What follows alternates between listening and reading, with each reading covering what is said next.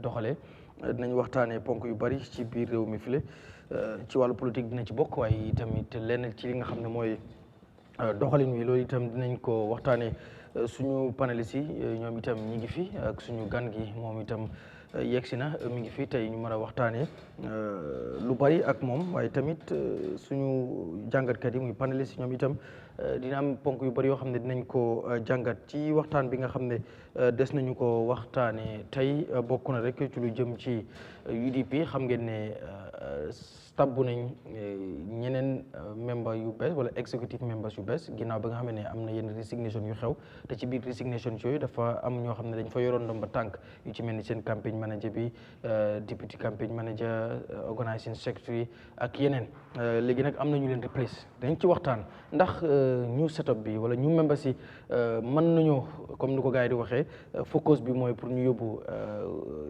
His Excellency Ousainou Darboe to State House ndax new members yi mën executive members yi dinañ mën a def loolu tamit dinañ ci waxtaan ci lu jëmit ci wàllu coalition gis nañ Standard newspaper report on Ousainou Darboe wax ne pare na ngir def coalition ak yeneen opposition parties yi su ko defee ñu mën fee jëlee ki nga xam ne mooy président Barrow loolu itam dinañ ci waxtaan ndax wax ji bari na ci biir loolu coalition without UDP it will be a failed coalition wax ji bari na ci loolu itam nañ ci jàngat ci loolu itam former auditor général bi xam muy Modou Cissé xam ngeen ne mbir mi biñ ko jëlee génnee foofu ñu bari jàpp ne dañ ko fa jëlee ci dul yoon moom itam mu jàppee ko noonu ba mbir mi mu yóbbu ko ci yoon ci loolu nag am na ay xibaar yu ñu wax ne li nga xam ne mooy close door hearing la waaye wax nañ ne dañ ne am na ay kàddu yu mu yëkkati yoo xam ne moom ak président Barrow ñu ngi ko doon jokkalante yooyu itam dinañ ci mën a indi ay jàngat Alport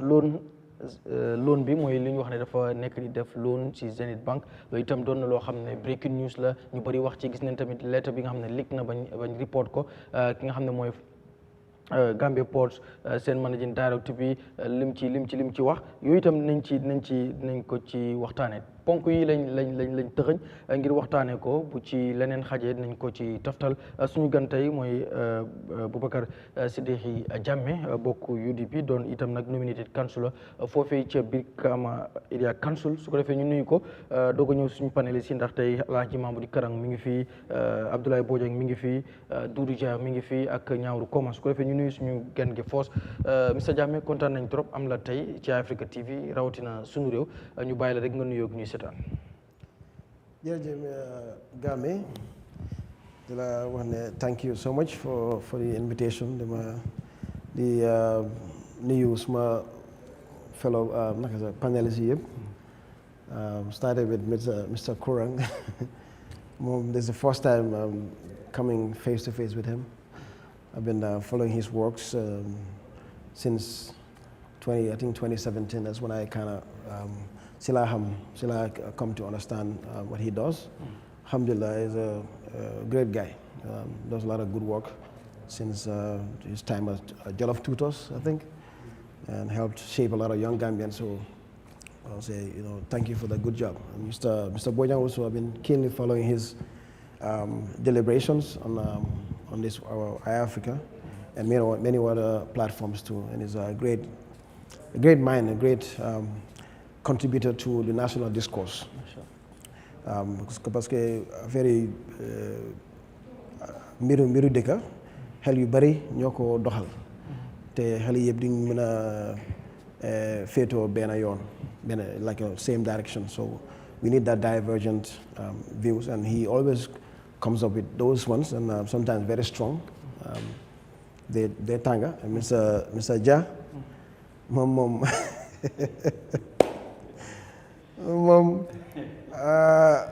story is a long story. Mom small nit la. Wow, yàgg nañ since almost over 30-something years, Mashallah.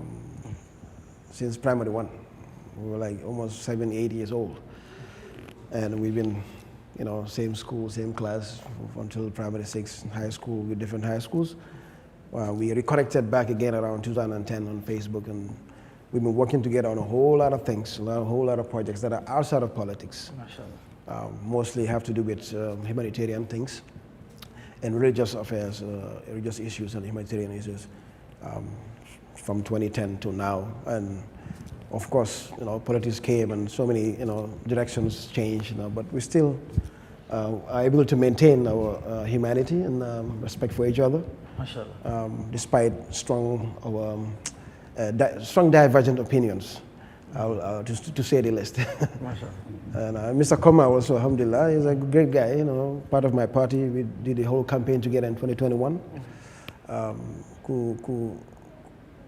Helbu yatula, and have very strong convictions, and it's good to have him around.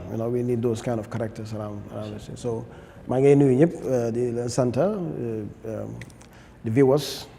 We welcome them to this conversation. We hope suñ fi jógee ku nekk mën a jàngal something from each other or from this conversation.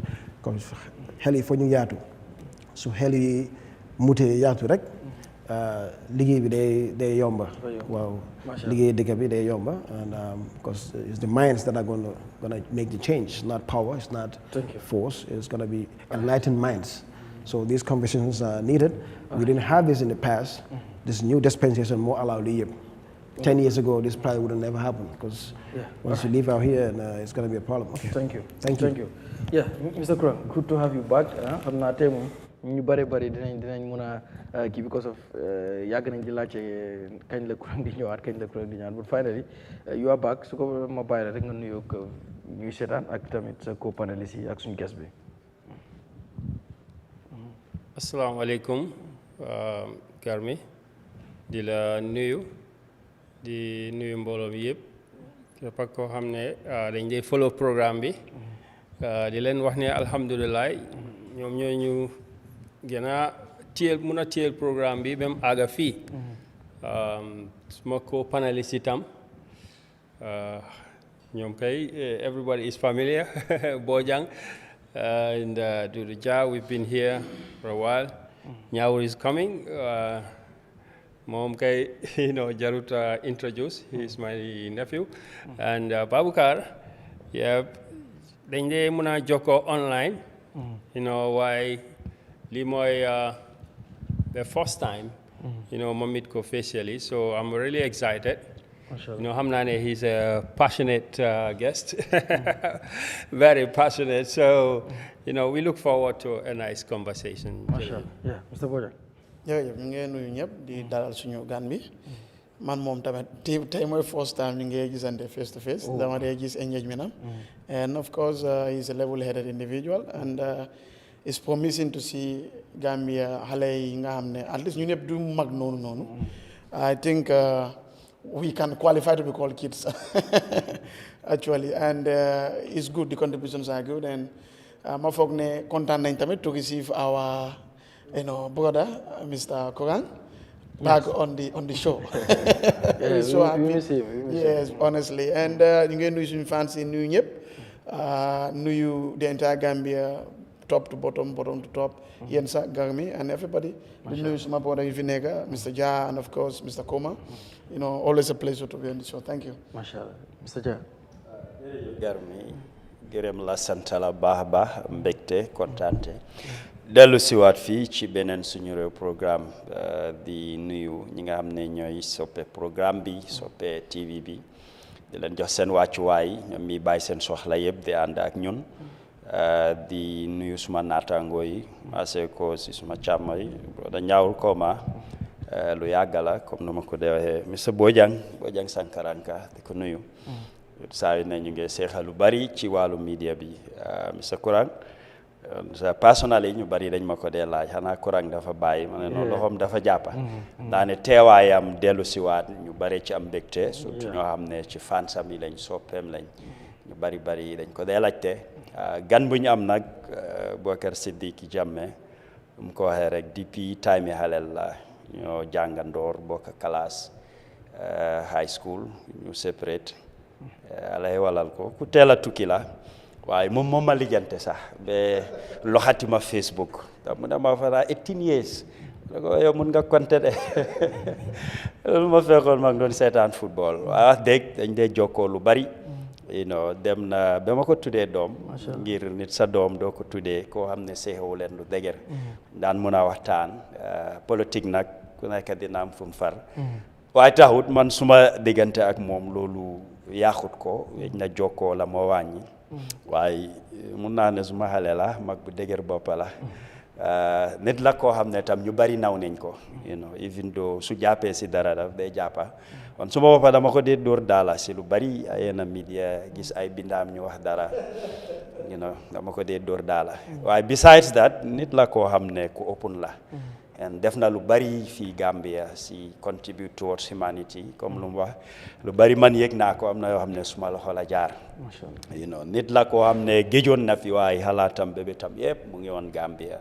a jokkoo ay nit di ci def lu bari kon su ñëwee toog tey fii pour waxtaanee politique loolu xeewal la xam naa ne ñu bari bindaam lañ dee gën a gis daan muy teew ci media bi so loolu tam naa ko encourage pour muy teew ñëw si façon palaat yi di séedoo ak nit ñi ay nit la koo xam ne tam bëggut xëccoo lu bari you know su dee ci bindaa comme personnalité mi nekkut loo xam ne lu ma xam la ci moom waaye politique nag moo laa def loolu nekka waaye xam naa ne Gambia moom am na Gambia at heart lu yàgga la parce que dañ ko daan discuss Mr. Koma jërëjëf Karame di leen jaajëfal di la jaajëfal di dalal suñ gan bi muy Babucarr Sidiqqi Jammeh di ko wax ne welcome to suñu réew mooy pencum réew mi fii comme ça yu nekk nu ma ko dee waxee di ko jaajëfal rek di ko dalal ne dëkk bi ñun ñoo ko bokka ñun ñoo ko moom duñ ko pàccoo dañ ko pencoo di jaajëfal caméraman yi techniciens yi ñu nekk si gannaaw programme bi ñoo xam ne saa yu nekk ñoo dee tax adduna bi du ñu gis du ñu dégga di nuyu waale Dudu Dia koo xam ne tamit panéliste yàgg nañoo tase si mbootaay politique boo xalaat soo seetee interparty youth interparty fu nekk ba bés bi tey soo lii lu yàgg la Mr Bojang panéliste la boo xam ne du panel bi fii rek lañ am wax naa leen ne soo génnee si biti suñu relationship bi dafa extend ba foofu soo man koy jaajëfal di ko wax ne saa yu nekk nuñ fi dee demee rek noonu la faa demee maa ngi nuyuwaat beneen panéliste koo xam ne suma nijaay la axan mu nekk suma tuutoo la tamit moom moo ma njëkka woon accounting naka la that was in 2000 boo xam ne Kanifing Estate la woon this slogan or popular saying or adage of every tutor is a student and every student is a tutor so di ko jaajëfal Alaaji Mamadi Kuran di ko dalal si programme bi moom itamit di ko nuyuwaale ñuy seetaan yëpp home and diaspora di leen wax ne jërë ngeen jëf thank you yes Mr Jammeh dañu start ak yow gis nañ like sa parti UDP unveil nañ ñu executive members wala am nañ yenn position yoo xam ne filaat nañ ko ginnaaw bi nga xamee ne amoon na resignation bu xewoon ba seen campagne manager bi deputy campagne manager ak yeneen ñoo xam ne dañ amee woon executive position ci biir UDP replacement am na gis nañ am ngeen new campagne manager deputy am ngeen organisation secretary ak yi nga xam ne position yi nga xam ne mu ngi nekkoon vacant léegi the correction is not rek replace ngeen leen but also am na ñu bëri ñu doon wax ne seen campagne manager bi nga xam ne dafa resign ko ci mel ni Krafa Sonko ñu bëri doon wax like manam ci politique experience bi ak yu mel noonu ak ñeneen ñi nga xam ne tamit toppoon nañ ci seen new members yi comme the correction is ndax focus bi because léegi ñu ngi gis focus mooy Alhaji Ousainou Darboe to State House 2026 ndax with this new executive wala some new members yi ngeen ci yokk dinañ mun a def that tax ak mais yi ñu ngi ci war a àndal. Okay, well, jërëjëf for that question. Comme ñëpp gis nañ ko last few days ago ñu am election at the bureau ñu apply woon bari na nga waxoon naa fi keroog te yàgg naa di bind tamit ne ñeneen yi ñu mere ma si wala ñeneen yi it rubs them of the wrong way ñu fa ne maa ngi dis somebody which I'm not nekkuma di come di disrespect anybody but man lu ma gëm mooy boola naa dem guerre wala ngeen naa dem loo xam ne batul la lu mel ni election national election it's a very powerful very painful one dafa require a lot of sacrifices da nga war a make sure ne sa team bi ñu fa nekk 110% ñu ngi they are on the same wavelength this is very very very important every organization la muy banking muy a corporate like a corporate world you have a CEO and your deputies and all that stuff and they are not functioning on the same wavelength da nga daan even corporate in the corporate sector that's why CEOs are getting paid a lot of money because they are managing a lot of egos they are managing a lot of top people with masters and everything ku nekk bëgg a nekk something very powerful like I'll use an example like I said I spent most of my life in America so I'll reference those ones a lot not put a viewer understand I'll be referencing that a lot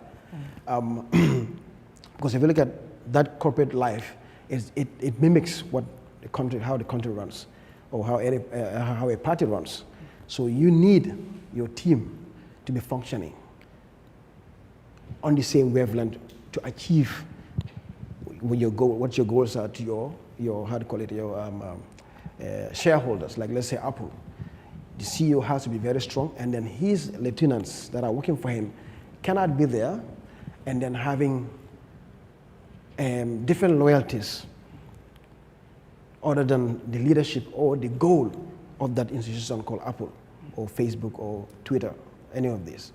So in the same vein, within UDP, not trying to disrespect, because when these guys resigned, some people say, okay, well, this was your campaign manager. He was, he said this. Why are you saying, dem na bahna?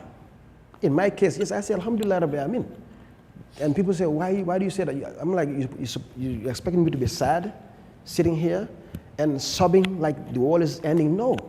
There are 10, 20 different people that are out there within the party that are sometimes much more capable or equally capable or, available and much more committed to the cause. So that's what we need when we are going to suñu dem battle.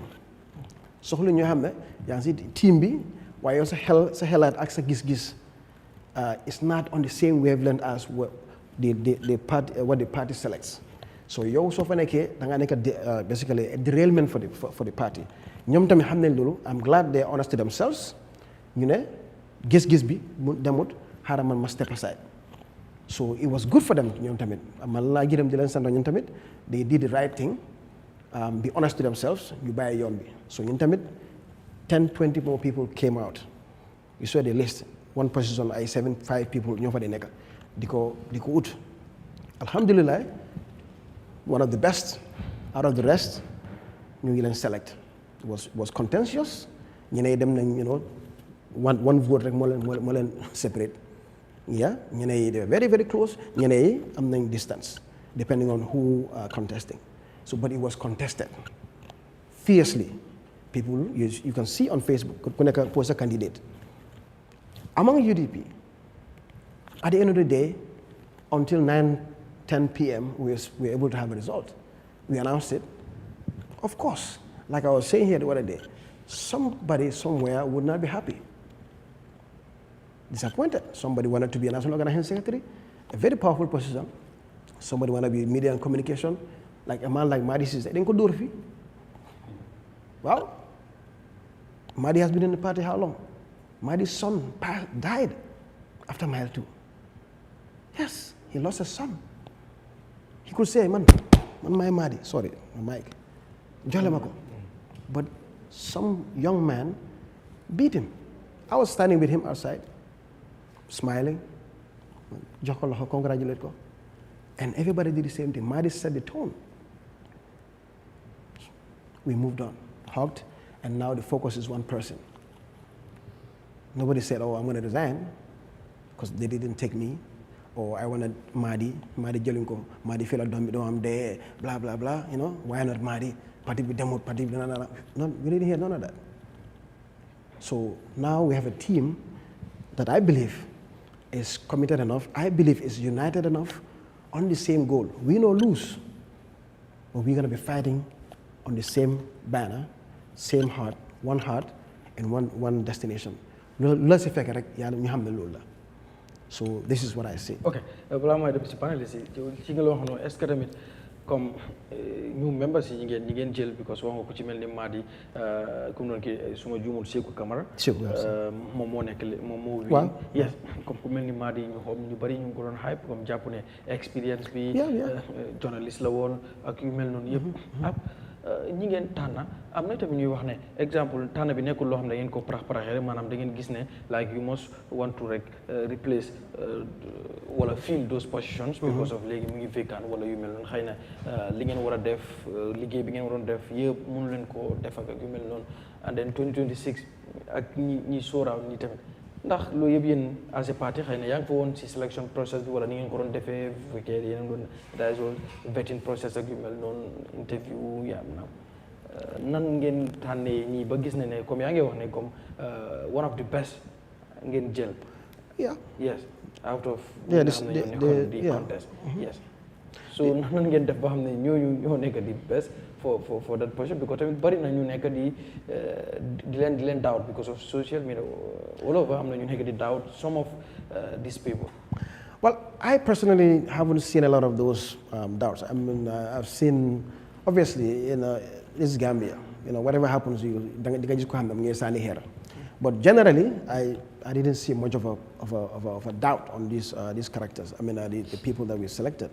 I know they all applied, of course, and then the applications were reviewed, and then they went through basically talking to the delegates. They are going to vote, the Central Committee, and when I say the best, this is what our judgment, the judgment of the people that are voting, when they did their vettings and then they checked and then they probably saw more value in the people that they're electing. Okay. Oh, my volume. Sorry. It's okay. Volume. So. Yeah. So exactly. So it's the people that are entrusted to vote. We trust their judgment. And doy. It doesn't mean the other guys are bad. You know, of course. Okay. Yeah. But every election somebody has to win. So it depends on it's like any other election. And you lobby, you campaign, you see the flyers, everybody campaigning for your candidate. Okay. So that's normal. All right. Yeah. Mr. Kran, I will start with you. Julie jëm ci wàllu UDP gis nga amoon na ay weeks wala every day resignation upon resignation kii resign na among those resignations yaa ngi ciy gis tamit ñoo xam ne dañ xooloon position ci UDP but UDP def nañ like comme ni mu ko waxee selection pour ñu replace positions yooyu gis nga on ville nañ ko ñu ci mel ni Pamane moo nekk sax seen new campaign manager bi ak ñeneen ñoo xam ne ñu ngi ci biir liste bi foofu but the question is like ndax team bi gars yi jël nañ lu mu teg pour def selection bi mbaa nekkul selection boo xam ne dañ gis rek ne like ok vacancy bi mu ngi am soo nañ ko fata 2026 mu ngi ñëw waajaluñ ko nuñ ko war a waajee number two bu fekkee yow gis nga seen ñu kii bi ndax yow boo ko xoolee foog nga ne ñii mun nañoo yóbbu fenn UDP in terms of like lu ñu war a mën a def rawatina campagne manager bi ak ñu cee mën a topp because ñu bari ñu ngi wax ne team bi nga xam ne dañ resign ànd ak Talib ñi si nekk ñu ci bari dañ am doole am na ñuy tudd sax ki nga xam ne mooy Krafa Sonko di former campagne manager yow ban analyse ngay def si affaire bi. Garmi, I'm not in UDP. Wante luma la muna jox moy luma gis maybe as an outsider. I'm very impressed with the lu xew. Number one, because you resign fofu. You si gëna bari dañ resign bala maybe the party leader travel. And within that same period, even bala party leader bi di ñëw, party bi dem na be mëna organiser bopam, to put in place. New def process boo xam ne dinañ mën a replace. And it's a kudos to the management structure of the party. Parce que dina dee mën a am some parties yoo xam ne even NPP or whatever sax su fekkee ne party leader is not here and this resignation happened dinañ mën a wax ne let's wait for the party leader. So it shows one example that it's about the party rather than about the party leader, which is good for the internal democracy. And also what he said here, I'm not solo torop because Luneka is about team spirit. Politics more or less is like a sport. So even a football team, dangde muna am the best player in the team or one of the best players, at that moment, feel to play for that team and he wants to go to another team. You have seen it. So the whole transfer window with Liverpool players, Isaac, and then Amsun Arsenal player, Gio Corres, Munadafanyo, Arsenal, and Lolu Mokonyor at that moment in time, play on another team. So, yeah, we know that, with politics you have more of legal, political, and moral issues than in football, but, at the end of the day, Nitki, who is the player, who is the politician, can munuko control chilumbuga. So nit ki decide not to leave a party, lolo it's their personal choice, it's a democratic right, to leave the party. Nit itam as observer mun nañu criticize maybe the way you leave a party and so on. Wala ñu defend the way you leave a party is good. Why su vacancy amé party bi muna organize bopam to replace that and maintain it team spirit pour joko ñoo xamné even if they are not as capable as ku fa nekkon, but they have the spirit. They have the team spirit. Muna fightal party bi everybody can learn on the job. Ku nekk muna janga si job bu nekk su amute experience. Munna build experience over time. Why the passion in politics and the spirit be more gena amsola. When it comes to teamwork, preparing for 2026, do easy because Damadewa, I was talking to one of the militants of the UDP, Monaco. It's a very difficult task, for the opposition to take on. Right? For talk. Because what is the reality is that incumbent be mom dafa am infrastructure be pare of a political organization, right? Bo xamne mom la muna use to achieve his objective to win the election. Amna his party, well funded, and then he also has his cabinet and government infrastructure bo xamne in the end they will use it, right, as an extra weight. Then go yoka NPP party structure. They will add the government to the NPP to fight the people. So if you want to remove the NPP, you have to be very strategic. And for now, this is one of the steps. Party bi jël nako, so the spirit of democracy bu fa nekka ne man as a management professional dama believe ne it's always about the position. Right, and it's not about the individual. Yeah, Mr. Bojang, yow tamit sa reaction ci gis nga xam nga UDP xam naa da ngeen gars yi dañu wax ne sunu réew DC yëpp su UDP but that's UDP is the news. UDP Talib, that is the news, and then loolu moo tax ñun tamit ñu nekk fi moo tax every time daanaka lu ñu waxtaanee UDP du ciy génn anyway amoon na time tamit NPP loolu but nan nga gisee seen ñu executive members yi ñi nga xam ne dugg nañ pour fill yenn position yi nga xam ne dafa kenn nekkutoon fa because of resignation yi amoon coow li wax ji mooy nag ndax ñu fa nekk ñoom mën nañu téye mbir mi ba li gaay bëgg mooy 2026 pour Ousainou Darboe dem State House ban jàngat nga ci nekk di def ak tamit selection bi comme ni ko Mamadou Kourang waxee lii lu muy wane mooy because def nañu election bi in the absence of Ousainou Darboe maanaam nekkut ci réew mi so yow ban jàngat nga ci am Bojang. jërëjëf maa ngi congratulate ñu nga xam ne win nañ ak ñu winut lii mooy dundal démocratie lii mooy dundal politique yi dëkk these are people, some I don't know, some I know. We never met physically, but we chat, Facebook and so on. And I think it's very strategic and it's very timely that the party fill these vacant positions. That's what a party should do. You don't have to wait for long because time or OTJ.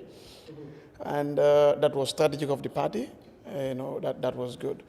And we wish them the best of luck. Regarding whether they can actually bring impact, time will tell. However, they can, because I want to believe it's fresh energy, fresh strategy, fresh playbook, or a revised version of the playbook. If that is what they're going to bring onto the table, a newbie would always want to prove himself. So that is an advantage for the party. Yeah. So it's like you invigorating. Yep. And I think from that perspective, they should be able to do a good job. Yeah. They have a history that they can learn from. Yeah. They have missteps that they can learn from. Very so good. I think they should be able to do a better job naturally than even the previous. Yes. But we cannot also downplay, the expertise or the experience and the long-term connections of the previous. They have been there and they understood the terrain when it comes to campaign management and so on, probably more than these people in terms of serving, not being an outsider or an observer, because they have been there. Okay, so we understand, and that could be a strategic difficulty for UDP if Talib is going to go 100%, for example, against the UDP, because they could know one or two things, insider knowledge and so on, that could help them. But generally, I think these people should be able to do the job, and this should be a blessing to the party. However, the playbook must change. The playbook must be revised so that we have a new revised edition of the playbook with this new energy, with this new idea. And I'm hopeful they should be able to do something. Yes, absolutely. All right, Mr. Jah, yow nan nga gisee ñu members yi nga xam ne wala executive members yi nga xam ne UDP indi nañ ko ginnaaw resignation yu am ku ne nag ak gis-gis bi nga xam ne am nga ci am na ñu believe ne ñiñ fa indi noonu sax amaana dañ leen for na def bu yàgga ñu jàpp yi tamit ne xëy na am na ñu fa nekk ñu ko deserve ñu fa jugee tamit nangam ak nangam yow ban gis-gis yow nga ci am Mr. Jah.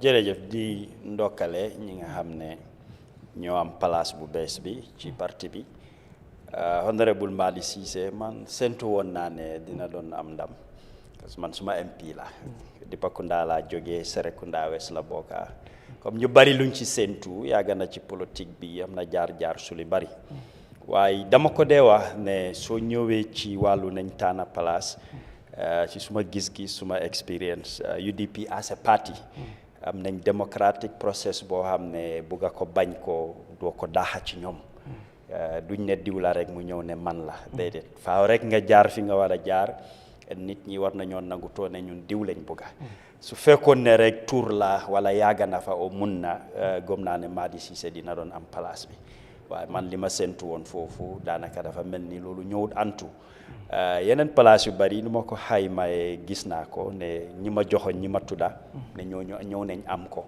parce que li ma ko may rek mooy dama dee xool liste bi ma am naa diw de xam naa ko gis naa xariñam si politique bi ak ci li moo jaar ñi fa jógee tam man duma UDP waaye gëm naa ne liggéeyal nañ parti bi seen jamono am nañ loo xam ne lu géej la ci politique yi UDP soo xoolee local government bu passé liñ am ci réew mi fii ñeneen ci région yëpp ñu ñëw gagné ko as an opposition loolu musta am Gambia fii su amee nekkul luñ yëg te parti bi gis nañ yënguteem am na yokkute ci lu bari ci loo xam ne ñooñu biñ fa nekka waaye place ki fa nekka xareñ bi mu am bébétam ba liggéey ki ñëw foog naa war naa mun a def lu raw loolu su fekkee ne pare na pour mu def ko parce que léegi-léegi li tax ñu jox la place xam nga ko en li parti bi di laaj ak li moo utam soo ci farloo di nga mun a am lu bari waaye ñoom kenn duñ ko mun a def dañ la óolu ci place ñu dénka la wala ñu jiital la ci waaye faaw parti bi ñu jàppale la si lu bari looy def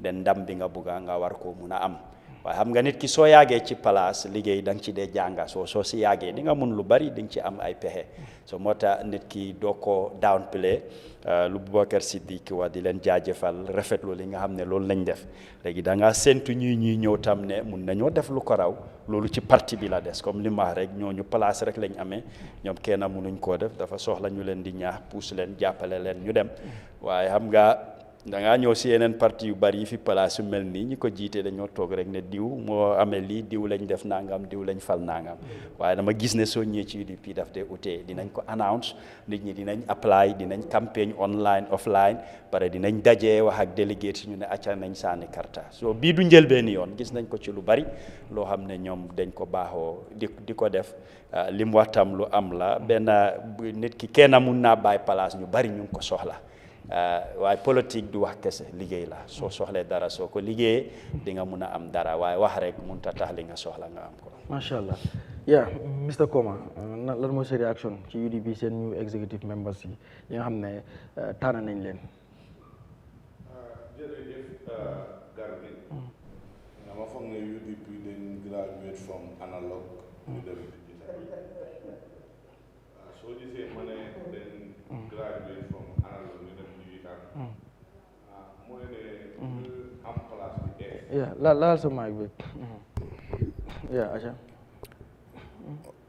is it good waaw yaa ngi baax okay dama ne UDP dañ graduate waaw like then transition from analog to digital lu tax ma wax loolu mooy ne mun naa am ñu bari candidate yi they are not okay with them xamuñ leen waaye ñu mel ni Paamaane depuis 96 ñu ngi si parti bi te Paamaane mu ngi si parti bi am na following Paamaane si boppam mus naa taxaw independent on his own without any political backing mu wiinal boppam Brikama kansulo la foofu noonu mus naa support nit koo xam ne independent la kooku tamit win so dafa xam téereen bi moom tamit ñu mel ni Bine Maron kooku depuis 1996 buñ ko xamee UDP la nekk through and through te he has always been part of the campaign and organizing committee so he knows the terrain xam na lu moo def soo ñëwee si waali ndaw yi nga seet ñoom jaaray fayinke fii alhamdulillah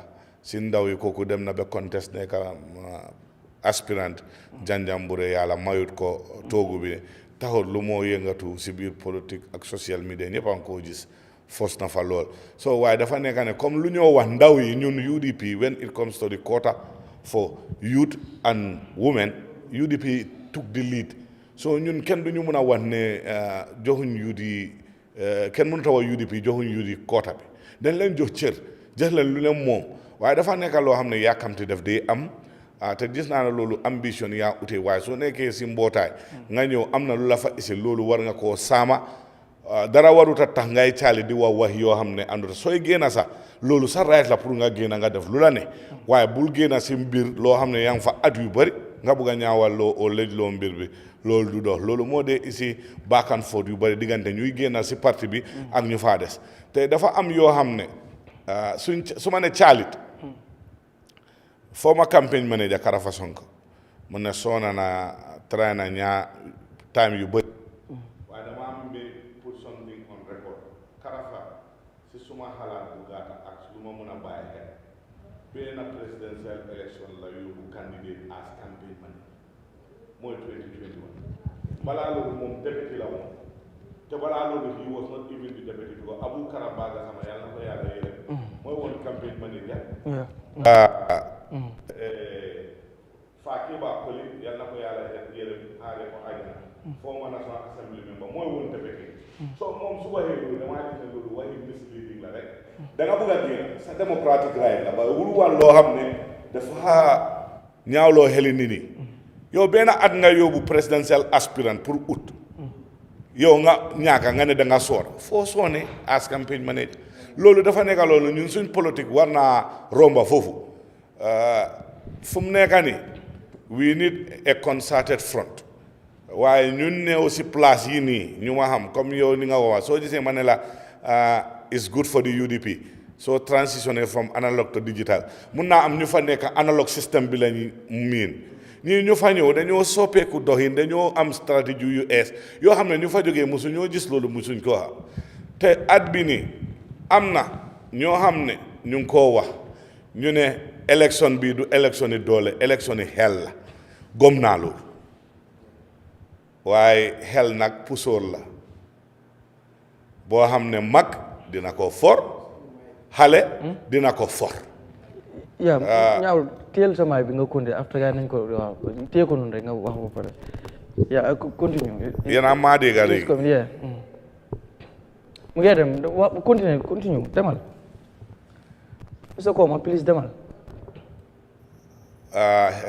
comme li ma ko wax rek luy liggéey xel pusoor la xale dina ko for mag dina ko for waaye lu force ba force mooy ne dëkk bi nii let's put the country first because daf dee nekk slogan boo xam ne saa yu nekk dañ ko dee dégga si political platforms dañ ko dee dégga movement yu ees ak parti yu ees yu ñëw moom su ñëwee ñun dañoo soppeeku doxin dañoo def lii dañoo def laa waaye su ñëwee duñ dee def loolu they go back even worse ñun dañu dee dellu gannaaw because ñun dañ dee bugg a change all the time pour change suñ système yi dem am yu ees waaye ñoom dañu dee delloo rhétorique yoo xam ne 20 years ago lañ dee bugg a isiwaat soo gëmee si li nga nekka da ngaa isi sa programme sa policies ak sa ideas waaye yow doo mën a génn si mbootaay nga ne kooku nga ŋaaña di ko toppa di ko bilitul di ko castigate di ko ooyee tur bu nekka kon yow fi nga nekkoon ba ñu xam la ñooñu ñoo la teete sampala ba nga doon li nga doon soo xasee ñooñu kon xanaa yow yaa leen get soo dama laa wax ne congratulation te ñoo xam ne dañu win place yi nii di leen jaajëfal di foog ne mun nañoo nekk ñoo xam ne they will unite the party ñu unite opposition bi yëpp ñu am one common denominator ak one common problem mooy Adama Barrow problème yi Gambia bi NPP ak Adama Barrow not anybody else energy bu ñoo use ak time bu ñoo use di fight suñu diggante ñu ne leen back and forth opposition boo dem def ko dee wax fii there is one thing loo xam ne loolu man musuma ñaaka d'accord ak moom si loolu ne if we want to do change and have change in this country, we should come together no matter what our egos, no matter what our differences, and look at the bigger picture that is this country. Because Funtoluni, Réew dafa need salvation. And we can only do that as a united opposition, not a divided one. Right. So, lolo la ñaan ñep di Daniel suma kaddu fofu ci kan. Thank you. Mr. Jammeh, mbiru coalition am nga ñu bari yàgg nañu wax ne pour ñu génne fi incumbent bi comme Gambia suñu electoral system bi ni muy doxee pour nga remove fi an incumbent daf lay jafe bu fekkee coalition amut ñu bari jàpp ne nu mu possible woon in 2016 coalition bi moo tax so 2026 ñuy wane pour génne fi Adama Barrow faaw e coalition am soo ci mbiru coalition boobu gis nañ sa party leader ñu gis standard newspaper mu bind ko wax ne suñu daal wax ne pare na pour coalition like UDP pare na pour dem coalition ak yeneen parti wala yeneen parti yi wala opposition parti si ci biir mi bot ci biir loolu tamit ñu bëri nañ jàpp ne am na gis-gis yu wuute ku ci mel ne MC Cham Junior bokk United Movement for Change mu ngi wax ne comme UDP amul benn parti boo xam ne dina mun a dem ak UDP waaw coalition because of xëy na am na reasons yu tax mu wax loolu bot am na ñu jàpp itam ne UDP ku demul ak ñoom coalition any coalition without UDP coalition boobu du succeed like maanaam dina nekk a failed coalition yeah because of nu mel bo tamit am ñu jàpp ne UDP tamit bu jëlee loolu bëgg a teg condition si comme wax ne without man jiitewu moom wala nangam ak nangam because of comme ndomba bu mu am rek tamit bu demee moom kenn mun na koo ñàkk méeg soo si mbiru coalition talks bi yow ban gis-gis nga ci am yaa ngi ci biir parti bi nan la mbiri di demee ndax yéen a ngi cee discours ndax yaa ngi ci am dara loo xam ne yaa ngi ko ci jël seen parti ñu ngi ko prepare ak tamit ci lu jëm ci ndax UDP du jéem a set di waaw condition because gis nañ fi Essam Bay Fall mu waxoon ne ñoom 2021 presidential elections results yu passé du détermine kan mooy lead di coalition to come léegi xëy na ñu bëri jàpp ne UDP la nekk di wax because ñoom ñoo ñëwoon seconde so yow ban jàngat nga ci am. Thank you Garme léegi waxtaan bi léegi waxtaan ba nga ñëw commencé yeah lii is a very very important topic and I think it's gonna dina yëngal fii tuuti lii dafa important trop xam naa dina fi jàpp tuuti bala ñu jógee fii I'm very prepared for that da nga wax affaire yi MC naa si ñëw moom his idea lu mu wax actually ak what SI is also said naa fa ñëw waaye balaa maa ñëw foofu noonu harma delo nit ñi a lot of problems that we're facing now. The current Gambian audience when it comes to political discussions and things like that, the participants ak ñu lay déglu, there's a severe lack of lack of understanding. Ñu bari 2017 lañ foog ne Gambia la politique start. So ko xoolee tamit I don't blame them because time boobu la buntu bi ibbeeku. Time boo nga call ni sa America nga ne ko ne yaa balaa nga ne yaaya rek mu ne téléphone la ko rek nga daan please.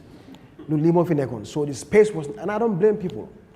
Okay, everybody has to protect yourself the best you can. I'm not faulting anybody for being careful. But the space was not there to have these broad national discussions. So everybody was closed out. Discussions were only limited to Freedom newspaper, and few of us that were in the diaspora, the para Facebook, 10 likes, 5 likes, 15 likes, time would do open. I 100 likes, low time people run away from you. All my friends, they left me. Childhood friends. Once in a while, like, can I do the people, boy, so this was the condition. So, Param 2017, your judgment. So whatever happened 2010, 2005, 2006, 2003, it's completely erased from people's minds. Right now, I Kilifatay, I Magi Jam and 2005, the NAT thing, Anniversary when we went to America trying to have the coverage. Nobody can, very few people can come and give you an accurate account of what happened. UDP, since 2021, since 2001, I would say, every election, we've always opened our doors for the coalition. Only 2 people usually answer to our call. Ahmad Bah has been very consistent with our coalition calls. We've called been I think about 2 or 3 times. My party, I think 1 or twice. Henry Gomez, of course. JPDP, I think 2011. We've always opened our doors for coalition. Talks do happen. Sometimes they came to America. When they came in 2005, I was one of the people that were actually moving them around from state to state. And then Koi Pasabajo, Bankamane, Musajang, and all that, Seattle, everywhere. Raise money. And then, it was all good talk. Halifa came, OJ came, everybody came. And they came to Gambia where the rubber meets the tarmac, when it was time to do what normal democracies do, when decisions have to be made. Every coalition decision you see around the world, either Senegal, America, UK, wherever you go, coalitions are led by numbers. Numbers have to be factored in. Unfortunately, we have a very funny country called Gambia, where when it comes to coalition, they said, don't talk about number. You see a PhD holder, master's degree holder, SFL, super intelligent man, traveled the world, seen all kinds of coalitions around the world. He has never seen a coalition that, and if I say this, it's, yange diminish, yange saga, yange party. No. I didn't make these numbers. I didn't go to the polls and put 3% for DOI. I didn't give 1% to SFL. I didn't give 25% to UDP. People did. You say you are a Democrat. You said you go by numbers. You go by majority. And people said, since 2001, since 1996, they've been giving UDP average about 25%. Sometimes when things get really nasty, and things get really bad under Yahya Jammeh, it will drop to 20-something%. But average, it has always been around 25 or more.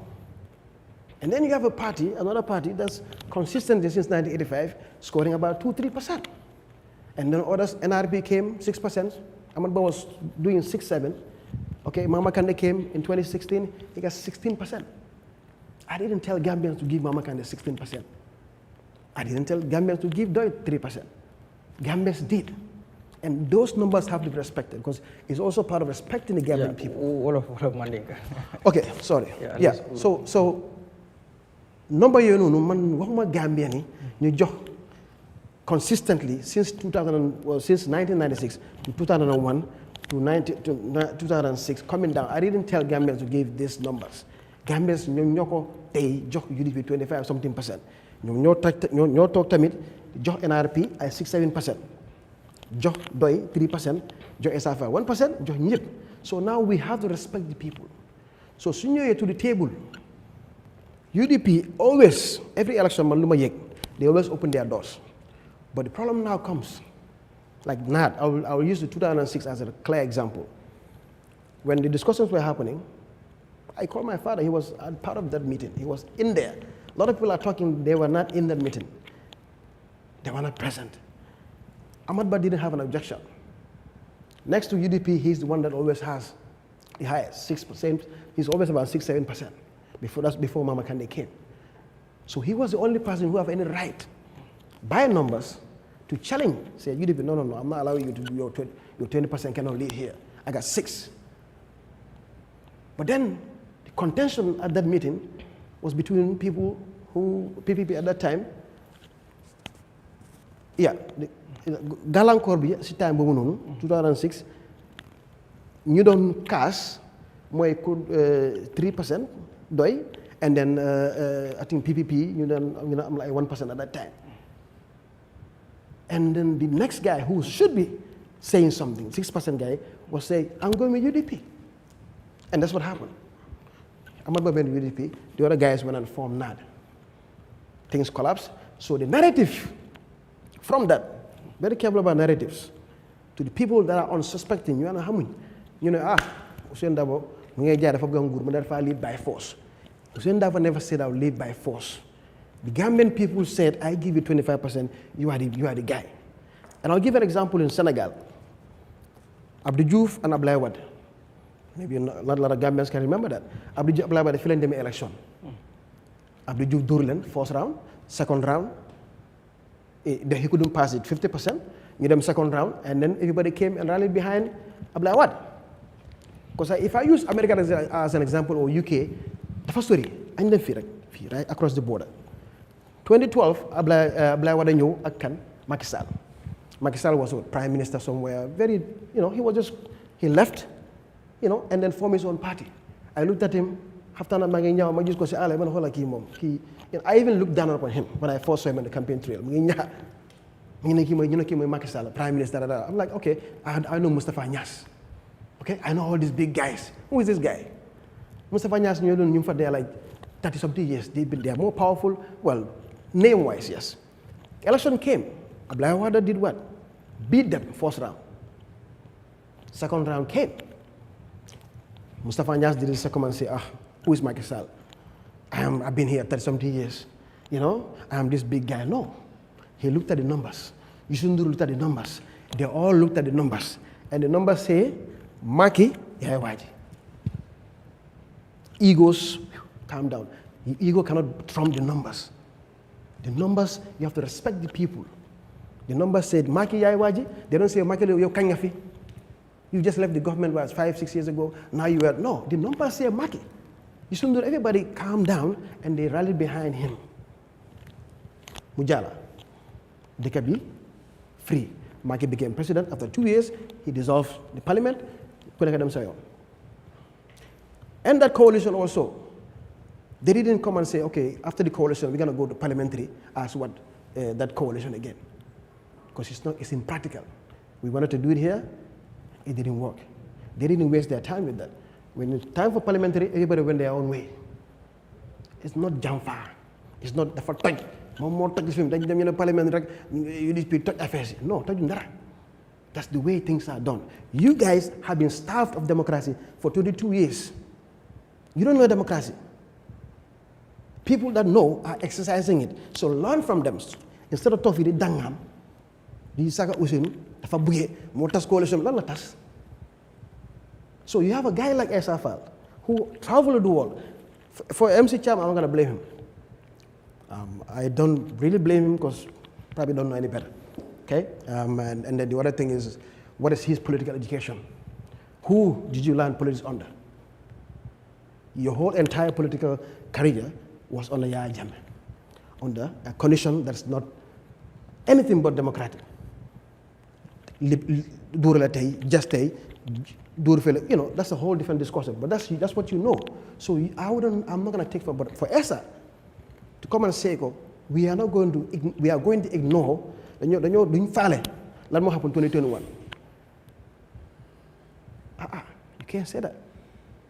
That 2021 numbers are real according to what we have, because we tried to challenge that courts, it didn't go. So this is what we have right now. But you cannot just come and say that Lulu, then go ignore when you see table prove. Because what is the alternative? I'm legend right now. What is the alternative? UDP falls behind a party. The highest scoring party after UDP was Mama Kandeh. So Mama Kandeh should be private one. And then you explain what is the logic behind Mama Kandeh leading. 6%, 7%, and 20, 25, 27%. Why should 6 lead 25? Or was it 3 lead 25? This is the discussion we need to have. Look down on people. I'm not looking down on anybody. These are numbers we have to respect, because those numbers reflect the voices of the people. So we cannot be calling for democracy. We don't want to accept these numbers. So UDP has always historically opened our doors. Why you want to dismiss everything? We'll file numbers and then yes, of course, as a party. We all have parties, we all have leaders, yes. But when it comes to leading, and let's be frank with each other, this is my take. I don't know what you guys think. Okay. Balaa may dem si ñoom seen texte just rek pour nga jeexal foofu mooy like amuñu bëri ñu ngi wax waxi like not now the party or the coalition but the candidate. Comme ñu ne candidate bi daf si am solo ñu bëri dañ nekk di am na du ma wax ñu bëri sax like dafuma any sauvé pour mun a proof loolu but am na ñenn ñuy wax ne comme Ousseynou Daba xëy na contestat like ñu bëri wax ne they want new face. Wow, you mel no xëy na maybe just not the number of coalition but tamit di candidate loolu tamit yow ban gis-gis nga loolu comme loo wax ni moo tax ma ne la démocratie space bi dafa yaatu am na ñoo xam ne ñoom xëy na seen gis-gis they just want to see a fresh face. So laajee sax what is that fresh face going to bring to the table? Maybe the details they don't give a damn. Following sax waaye man dafa génne rek dafa màgget. I've seen it. I live here too. I talk to people in the markets everywhere, friends, and then I push them. I said, look, this is not a joke. This is a position that's going to determine your price of bread, whether you like it or not. One stroke of a pen, one stroke of a signature today can bring the price of bread down to $7. Just have to solve the problem with GMC at Kalilu Wage, where a guy from Senegal came and they gave him full exclusivity to our GMC foreign. Yahya Jammeh foreign company. Pour Gambia ni mëna am ci foreign, we bring raw material from Russia and Ukraine, wheat, and then make cheap foreign, jaay ko Mali, jaay ko Casamance, jaay ko Guinea-Bissau, so they don't have to go and import from from all over the world. They have cheaper foreign here, cheaper currency. They don't have to change dollars. It's good for Mali, it's good for the sub-region, and it's good for Gambia. So we have cheaper. Yahya Jammeh's vision was very good. I like that vision. These guys came and they give exclusivity to a Senegalese citizen who's now determining man ñaata lay jëndee foreign.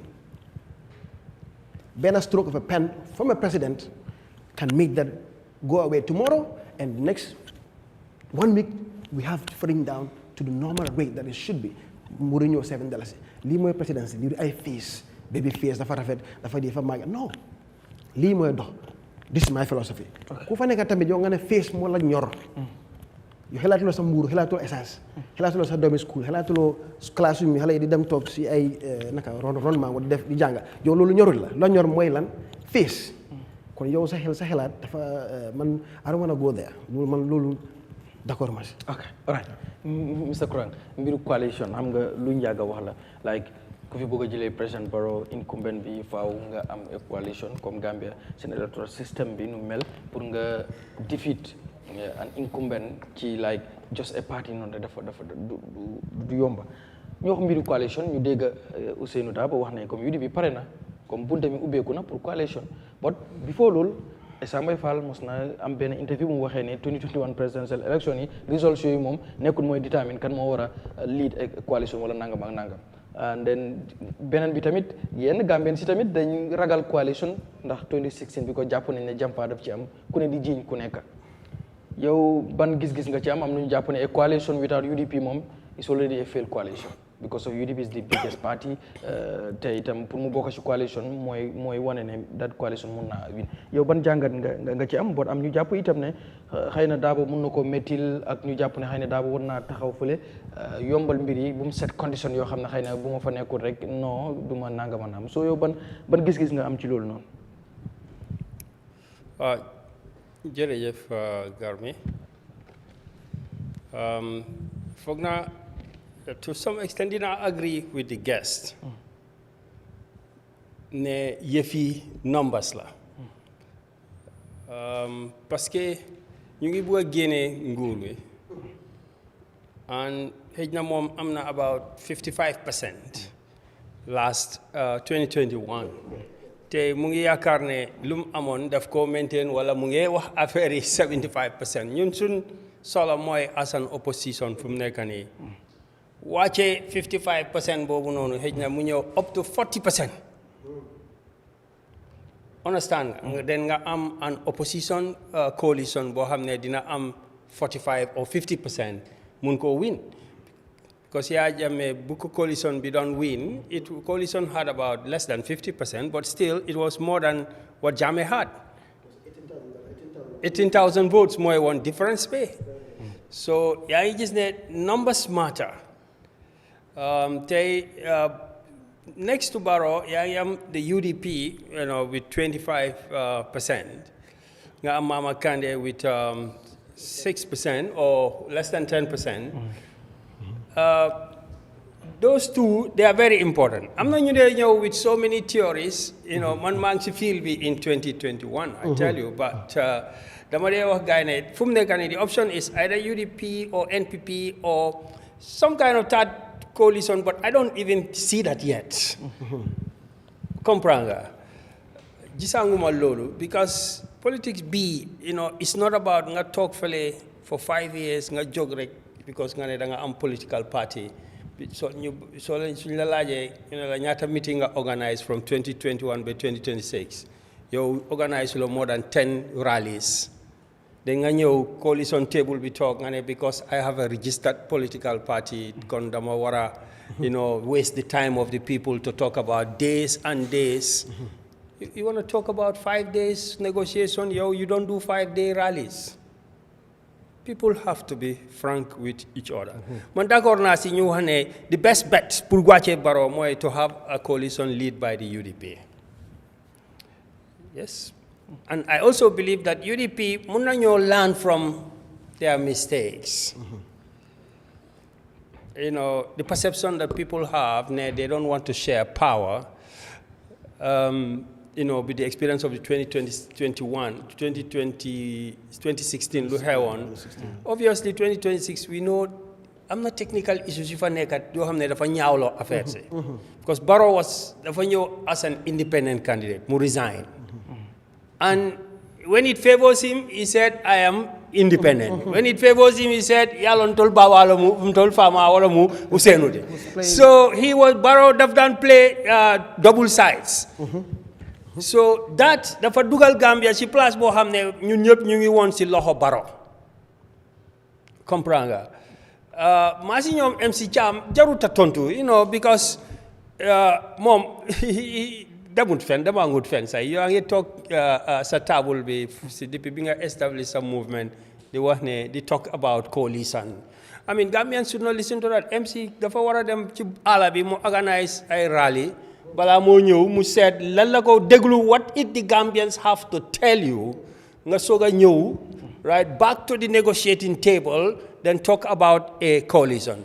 Fu mu nekk nii Barrow 55% am boobu lañ bëgg a compi.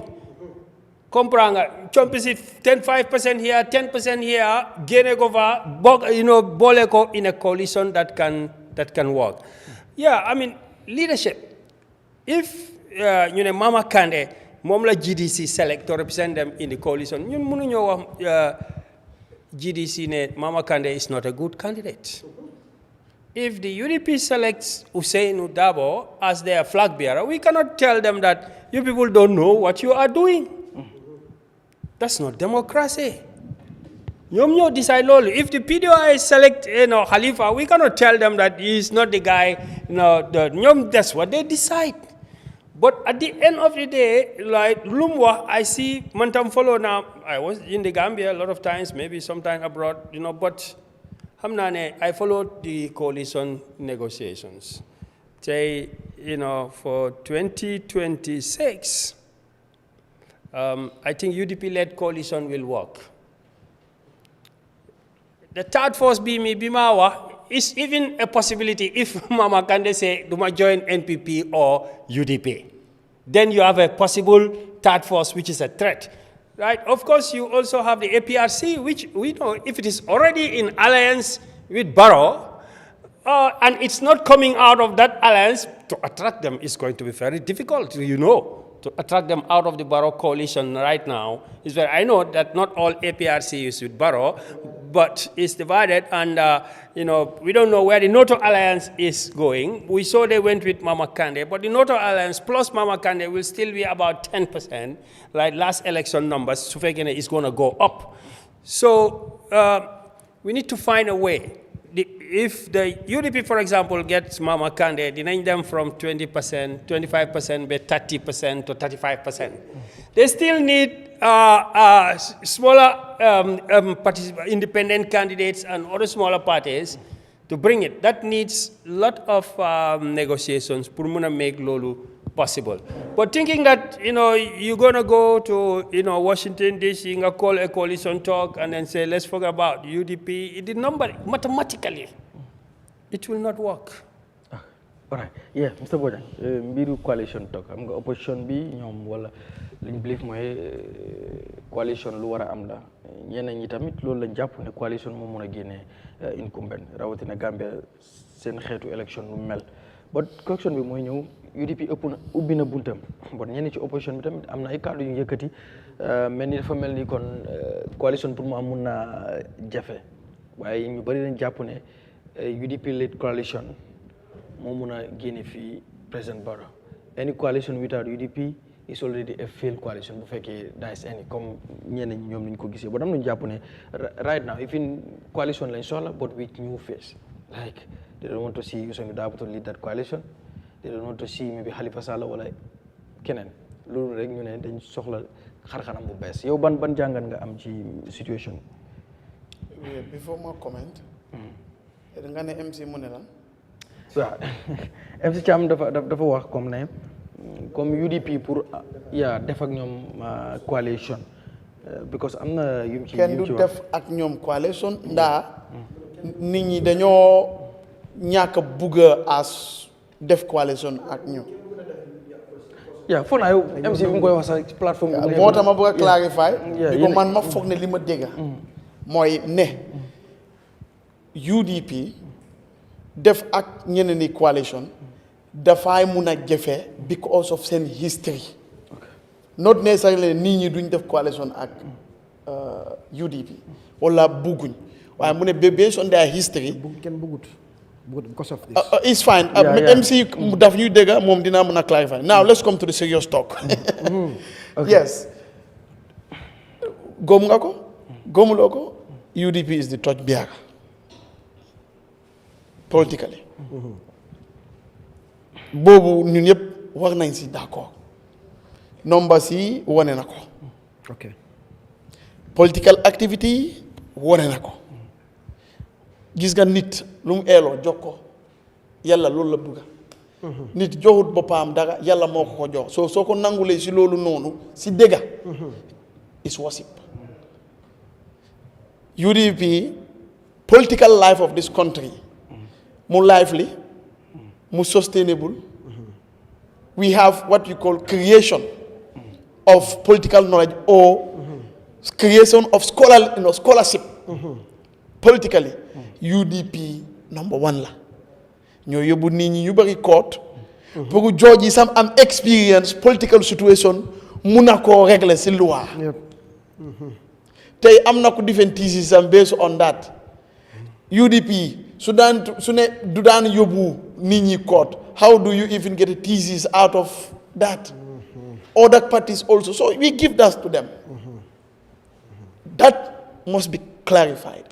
The man ak ñu bari gom nañ ne UDP and any other political party ñoo wara work to make sure Barrow ñu jéné ko nekkul nepp dañu bañ Barrow waaye fu mooy yóbbu dëkk bi baawut pour moom si boppam Barrow baawut si ñoom baaw suñu elek.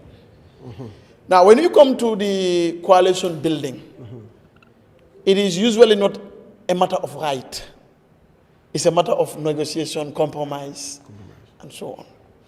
And numbers don't only determine. Okay. They ultimately will determine, but they are not the only factor. Yes, sure. Now, I want to understand it's a false argument from that perspective. Because I know, based on your analysis, Sune Tukiyam ak Jangam, Wagner Opa Lolo, Sunu Lolamin directly. But I'm pretty much sure that is not his argument. Because if that is his argument, a lot of questions will be raised. But I want to believe, I'm not speaking for him, but based on rationally, you have to understand that, mom, based on understanding, I don't think anybody will say numbers will not be something that we have to look into. You cannot say that because these people have a number that is significant enough that so Geneva, the rest will be virtually nothing. It's fine. I understand. Now we come to what man limagum and the strategy that I think should work to also get everybody on board. Being the president of a country is very powerful, is very good, but that's not the only way you can impact the life of Gambians. If a political party, you want to make sure you impact the life of Gambians, it's not that you have to be a president only so that you can do that. If this guy is giving audit and he is doing good job, that's going to help Gambians. Yep, big time. This is it. Now for me, my little understanding and my little strategy would be, primaries should happen, naturally. It's not about, okay, UDP came, okay, got this percentage, then lead. No, there should be some kind of primaries. Primary, okay. To determine among the contenders. Because logically also, if you want people to vote Mr. Dabo, for example, on the basis that he is from UDP, and these people are not UDP, what I say, that was the logic why Barrow resigned. So that fair play would be there and stuff like that. What is here, nobody can tell you. Here, that one is God that reads it. But to give some level what a playing field for others, that resignation was warranted. I think a similar thing could follow with this coalition. Yes, the numbers are there and so on, good. But before, in fact, the election or the primaries, there are key things as far as I am concerned that all the parties must agree. A country is not run because we trust an individual. Human beings are naturally circumstantial. Yep. If you are in good environment, you will be good. Even if you are bad. You have a high tendency of being good. Positive, negative reinforcement and stuff like that. So for me, for example, if a coalition is to be built, it's not necessarily the numbers alone. Yes, they matter very much. But I think there should be, okay, to make sure nobody would be taken advantage of. Now, this is what our agreement is going to be. We need to put in systems and we need to have amendments that we must make. Not even new constitution or so, no, that will waste our time. That we must make to bring this country to a system. Okay. Not trust, or we trust his character is good, he was consistent. No. He was consistent because the conditions probably allowed him to be consistent. Now, for example, if we come to the table and say, okay, we want to make sure we have recall. Recall. Yes. Recall laws. Yes. We want to make sure, recall, National Assembly, for example. I'm just giving an example. We want to make sure that we have a threshold when it comes to our budget. Agriculture cannot be less than this. Yep. It's a law, actually. The Mobutu, whatever. 10%, yes. it's never yeah, but it's not happening. But now we want to make sure it is within our internal documents by force. You understand? We want to make sure we have this. We want to make sure we have this. We want to make sure we have this. That is what we agree as a coalition. It doesn't matter now whether it's Dabo or so. Anyone who comes, this is what is going to happen. That's a fair one. Now realize that it doesn't matter whether it's Dabo, it doesn't matter it's whatever. What matters now is we agree that we are going to have a coalition for 5 years. But when we come, whoever wins when we go to primaries, exactly this is what is going to happen. Provided their legal framework. Legal frameworks, that's what I'm saying. If you say That's why he said a lot of negotiation. If you say you want to Thank you. But it's not in the constitution. When the election finally takes place. Yes, now you're president. Right? And then somebody is president. He has to go by the law. He's Allow- sworn to the law. Allow me, I'm coming. Okay. You see, this is the issue. There is legality, there is morality. Yes. We understand that. When we are building this coalition, it's not entirely based on legality, it's based on understanding. No, but we run the country based on law. But allow me to come with my strategy and my approach to the coalition building. Okay. It's not a perfect approach, but it will give you some little whatever, and you also add your own. Now, what we are saying is simple. When it comes to implementation, you need to have the legal backing. The framework. The framework has to be there for it to happen. Yes. We understand that. Now, if we go by law, somebody can say, just like we have, and that's what MC Cham was referring to, which I actually believe. The law is not 3 years, the law is 5 years. But those that sat around the table knew that the law is 5 years. No, But allow me. If we go by the law, we have to go by the law. There is nothing like if we go by the law. Mr. Boya, I don't You cannot be sworn to defend the Constitution and then you sit back and say, well, if. Where is the if from? Good. I have heard you. If we are to go by law,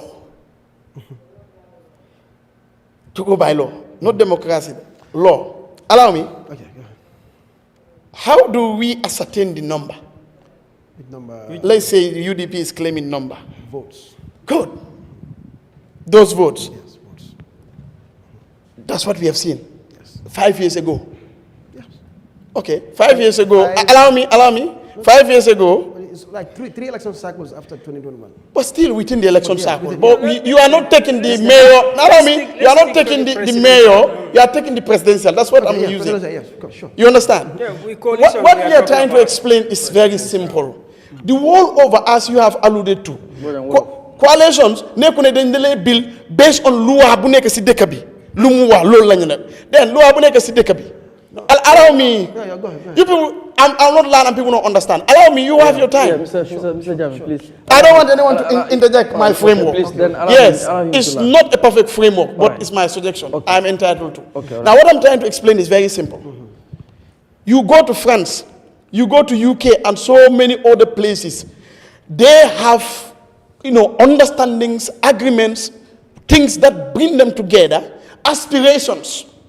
That this is what we want to do, this is what we want to do, this is what we want to do. Some of the things that they are saying, they know that the law did not permit it, but they say we want to do it when we are in power. How can you have an agenda of, okay, agriculture is 10%? UDP says that in their, let's say, manifesto. But there is no law in the country that says agriculture must be 10%. No, No. we are signatory to it. Allow me. I'm not saying The country, Gambia. the things we ratified outside and so on. I'm saying in our law books, original law books. That's what I'm saying. Give your formula now. But that's what I'm doing. You're the one interjecting. Okay, I'm sorry. How do you even know where I'm going to land when you don't even board onto my plane? Wait. So what we are trying to explain is these agreements, the world over, or this understanding, or these things are not based on what the law says actually in that country at the time. These are ifs. That's why I'm using if. It's based on if we win the election. It's not, that's why you have if. So we are not saying this is what is there and that's what we're going to do. That's why I brought if. No negotiation of coalition is done just because this is what is going to obtain even after. We negotiate, allow me, Mr. Koran. You started with the concept of primaries.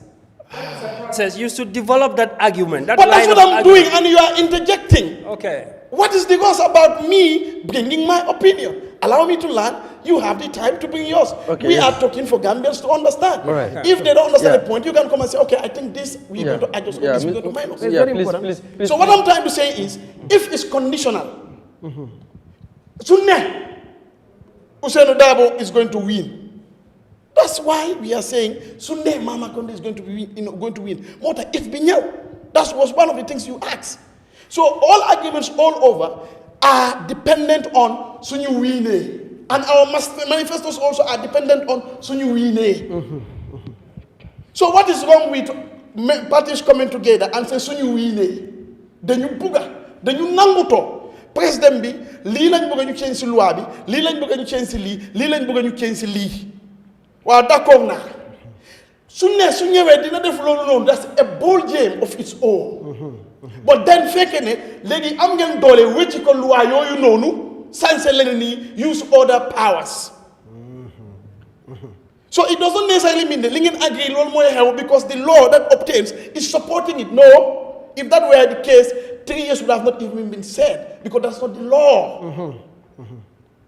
While strategy la pour ku ne li nga foog ne yow sa parti loolu nga bëgg change soo ñëwee mu nekk si paper ba nga xam ne ñëpp dañ koy am as nangu too mais ñun de suñu sañoon lii ak lii lañ bëgg ñu am wëccu ko boobu noonu si suñu loi bi suñu amee ndam ñu am assembly bu nga xam ne suñu assembly la ñun yëpp ñu nangutoo le lii moom yellow nga green nga lii dañ ko war a change pour Gambian yi nangutoo boobu su amee boo demee toog léegi now you are the president nga am sa national assembly yéen yëpp you are gentle people yéen yëpp da ngeen bugg a Gambia yéen yëpp you are honest people yéen yëpp da ngeen gom ne da ngeen a dee te am ngeen nangutoo boobu nga laan soo pare sa time ngay ok da ngay gis ne you will work together to implement it because yéen a ngi foofu noonu you can now look at the legal strategy the technical strategy to implement it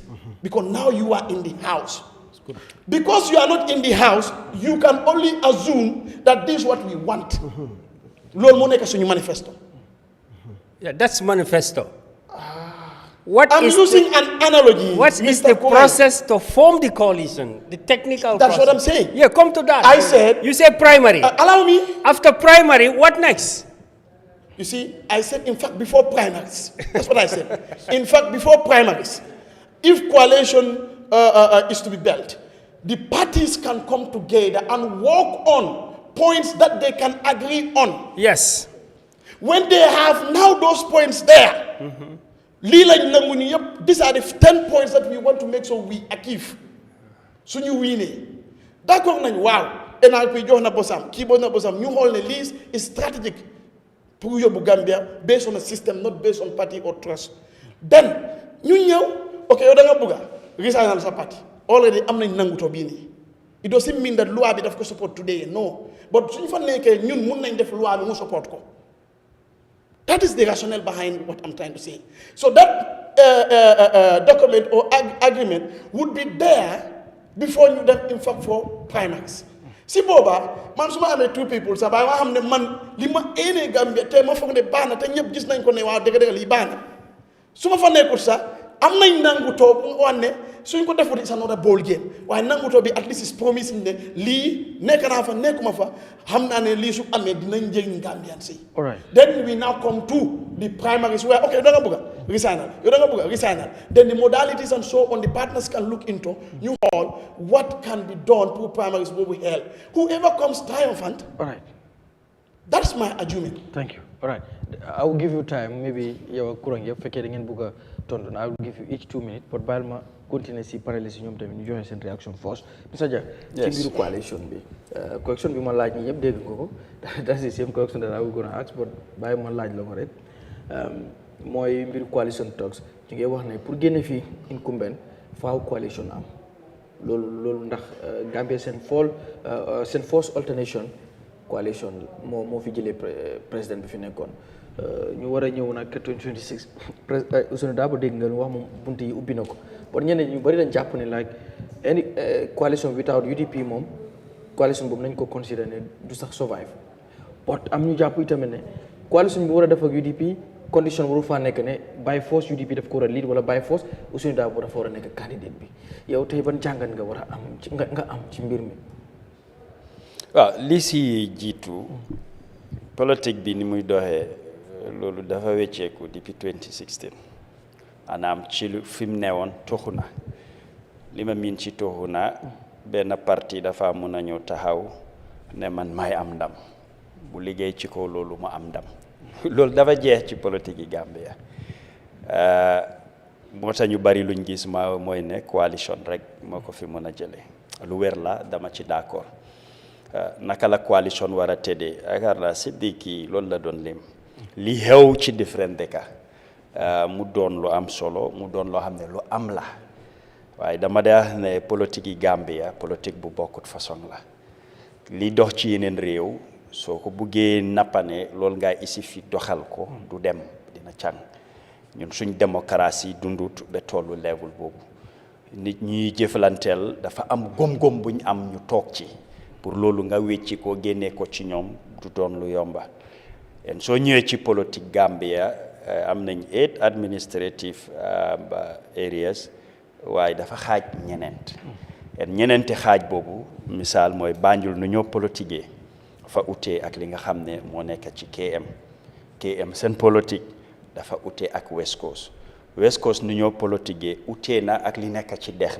bi da nga koo takka yëpp boole ko ci benn umba comme soo demee yeneen réew loolu nekku fa ñoom seen politique dëppewut te déwut ak noonu lii tax ndam mun a am 2016 lu moo analyse moom su fekkoon ne 2016 loolu lañ bëggoon a saxal du doon sotti moo laa woon ne Gambien bi ni mu jàppee politique ak ni mu ko dundee tolluwut foofu soo gisee ñu isi candidate ne pour sax mu mun a jiite na resign from pateem comme parti lead boobu ñoom nanguwuñ ko woon suñ ko nangu woon coalition 2016 boobu du doon am moo tax ñu ne resignal si sa parti ba mel ni doo teewal parti ñun ñëpp ñu booloo gis-gis boobu la Gambien ci ñu bari am nekk ci wàllu opposition bi lu tax ñu bari bindu nekk political party ñoom ene bu ñu am maanaam dañ bëgg a dem State House ene bu ma am loolu nga am ñun ñëpp as opposition ñu ne government in waiting waaye pour ne dañ ëppante loolu moom lu wér la fooguma dina am kenn ku ci werante wala weddi ko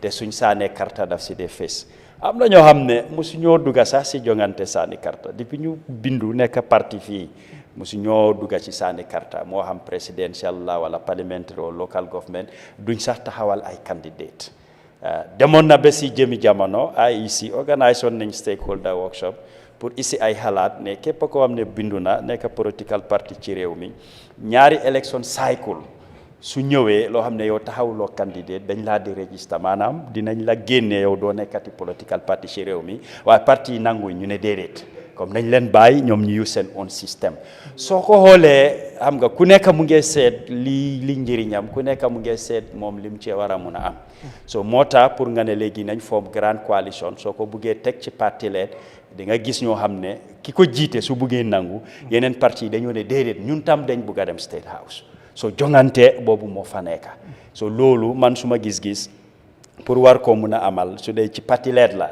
dina jafe torop pour mu war a mun a am stratégie daal foog ñëpp toog waxtaan ñu am luñ lal teg ko lu utee nga ne comme parti leet loolu moo fee dox ñun ñoo ëppa ñëpp dañu war a bootu ci ñun ñëpp Gambia lañ nekk ñu bañ a naxante politique bi yàgg nañ ci gis nañ li ci nekk ak nit ñi li ñoo wax di ko binda ngay toog ak ñoom di jëflante ak ñoom ñu bari di lawoo ngeen di waxtaan loolu du moo nekk ci li nga xam ne Gambien su ñu bari loolu lañ gëm te lu bari su ko nit ki essaie pousse ko dina leer lu bari lu ñoo wax dina am ñu ko weddi daxane kii xamul lu moo wax waaye suñ fa tolloo dinañ ñëwaat toog ci façon jotaay yi den lu ñoo wax dinañ ko war a mën a gis est-ce que dama dee wax always saa yu nekk ne politique li ci jiitu xam-xam la li nga wax ni nga doxee da nga koo teg ci xam-xam du wax yow sa bugga kese ak ñaareel bi suñu waxee stratégie mooy pexe la doone rek man lii laa xam wala lii moo fi ses lii lañ war a def so su nit ñi d'accordut li nga soxla pour nga war see mun a am ndam dafa manqué su manqué nag su boobaa li nga ut doo ko war a mun a am soo pexe nag mooy lan man am na ni ma gisee ma ñëw ma teg keneen am na nu mu gisee keneen am na nu mu gisee ñu war see mun a waxtaan bi am nangutoo yu bari coalition 2016 soo gisee lu bari ñu am ko ici ay 3 years ak yeneen xam nañ lu waa nekkut xamuñ ko waaye dañ teg stratégie ñu gis ne lii moo mun a dox si jamono bi pour luñ bugga wala luñ soxla ñu war ko mun a am na am na loo bugga bu fekkee dañu wax waxi comme mbooloo because dañu wax ne opposition bi dafa need di numbers pour mën a génne fi président bi léegi bu fekkee nomba nga war a wut nga am parti bu mel ni UDP nga xool history election yu mu dem yëpp even most to win but boo xoolee numbers yu mu dee am nga compare ko ak that of the other opposition parties da nga xam ne UDP moo dee dem si kanam te defe naa ne mënuloo win without numbers léegi bu fekkee ci logique boobu la ñuy xool fooguloo ne tamit UDP ak lu waxtaan bi mëntu demee ñeneen ñi tamit bu fekkee the interest is like dañ bëgg a génne président Barrow ñoom it war nañoo nangu UDP ne ku war a mën di jiite UDP la war a jugee because of that numbers est-ce que du make sense si wàllu boobu wala dañu war a jàpp ne waxtaan bi UDP war na koo mën a ñàkk a jiite sax comme coalition am UDP bokk ci te mën koo ñàkk a jiite te ñu bëri jàpp nañ ne a coalition without UDP is already a failed coalition. mbir mi garmi dafa nekk win-win situation. loolu lu déggu la soo defee coalition nga ne UDP bokkut pour gaayam ci ndam dafa jafe torop UDP moom kenn tam mënut a win su fekkee ne ñële tam bokku ci loolu mooy win-win situation bi dégg la am naa di nombas ñële yëpp maa leen ëppale loolu kenn mënu koo weddi result si sànni carte élection yu passé yëpp gis nañ ko loolu werante amu ci loolu mooy li am waaye ndax doy na pour nga am ndam buñ fàtte ne incumbent bi moom ci coalition la toog ci coalition la toog ak ay parti yu bari moom ci loolu la bootu man na la tey si kanam loolu dinañ ci ñëw waaye ku nekk dafa soxla moromam ñoom mënuñoo dem UDP bokkut UDP kese tam mënu koo def te ñoom tam puusuñ ko mu dem loolu moo war a isi stratégie ngeen toog waxtaan waaye soo ñëwee ne man maa ëppa maa lii da ngeen naa bootu suma ko suñu waxee déedéet li nga ut doo ko am loolu mooy stratégie bi foog nga ut noo ko doxalee xam nga lu Bojang di waat soo bëggee léegi-léegi nga bëgg a tënkal lépp ci loi du dox parce que loi yaatalut la yaatal boo xam ne yow yenn pexe yi nga am dépôt na ak loi nekku fa soo seetee yeneen réew xëj na ñoom seen loi seen electoral laws yaatu na yaatu boo xam ne lu bari opposition bi sax mu ngi ko ci enjoy am na dëkk yoo xam ne sax dañ dee mun a am some consolidated funds en tant que political party bu bindu nga am na luñ laa jox ne la lii pour nga toppatoo ko sa parti ñun Gambia nag tollooguñ foofu luñ mun a wax mooy ki nga xam ne mooy di incumbent moo de mun a enjoy privileges yu bari amma ci businessman ak ñeneen comme que yow yaa fa toog daal yow la ñoo jëflanteel su ñoo jox ñeneen sa 5 yow dinañ la jox 10 wala 20 loolu moom moo bindu fii waaye politique dafa soxla stratégie du ne lii mooy yoon bi ñëpp fii lañ war a jaar nit ñi doo leen mun a puus na leen faaw fii ngeen a jaar suñ bañee ñu dellu gannaaw ñoom tam dañ am option su ma ko defut ak yow mun naa koo def ak keneen moo tax da nga dee gis di 11th hour ñu bari dañ dee dem si incumbent bay pour lan ñu dem ñu join ko ci coalition ci alliance ayda pour interest la wala leneen lii dafa yaaga fii ci réew mi dañ ko yaagaa gis te ba tey soppeekoo gut loolu moo fi nekk di dox soo dégg la parti bu tuuti amul because in terms of numbers dafa am lu moo isiwaale dafa am lu mu laa yokkal nit ki ñëwut ak loxo neen waaye faaw ngeen toog mun a waxtaan ngeen am nangutoo stratégie la boo xam ne yow doo ñëw ne comme ku ñëw rek ci lii nga war a jaar wala fii nga war a toog dafa tax ñu bari dañoo ne ñoom duñ ci bokk. Yes, Mr. Koma noo gisee mbiru coalition bi wax ji tàmbali na gis nañ UDP seen parti leader bi wax na ne buntu yu ubbeeku na pour any coalition pour ñu waxtaan ak opposition bi mën a former coalition waaye am na ñu jàpp itam ne nu ñoo former coalition waruñ cee boole 2021 presidential election ne ok dañu war a sukkandiku ci nomba si nekk yi moo fi mag wala nangam pour war nañ koo waxtaanee ci beneen anam yow ban jàngat nga jàpp ci mbir mi ci wàllu boobu noonu noo koy jàngatee. Garmi jërëjëf laajte boobu am na solo torop foog naa ne when it comes to consensus building ñu ñëw affaire coalition fu ma koy njëkk a commencé foog naa ñu bëri fii waxtaan bi sax lu si gën a am solo coalition bi ñu wax ni si man is secondary. Yeah, last mic bi please. ñu nekku di ñëw ba léegi mu foogoon defar nañ ko. Alright, waxal. Okay. It's okay. Are you with me now? It's okay. Okay. Is it loud and clear? Yeah. dama foog ne fii nii affaire coalition si man is secondary. su ma ne is secondary. nekk ma ne dama xeeblu affaire coalition. lu tax political parties ak opposition Africa fii mënuñoo win election foofu lañu war a njëkkee mooy electoral fraud soo gisee ma njëkkee foofu noonu with all lu ñoo wax ne suñ am super coalition sax su nekkee opposition parties joguñ ñu taxaw naka la incumbent bi dee wiinee election toppuñ ko lijantewuñ ko dañoo fight a lost battle élection duñ ko dee sàcca bés saani karta daf dee commencé wee lombaak nit yi dañ ko dee bàyyi fu mu nekka ni faate nañ ne ñu ngee joxe ID card outside the territorial boundaries of this country, outside the jurisdiction of the Gambia, in embassies.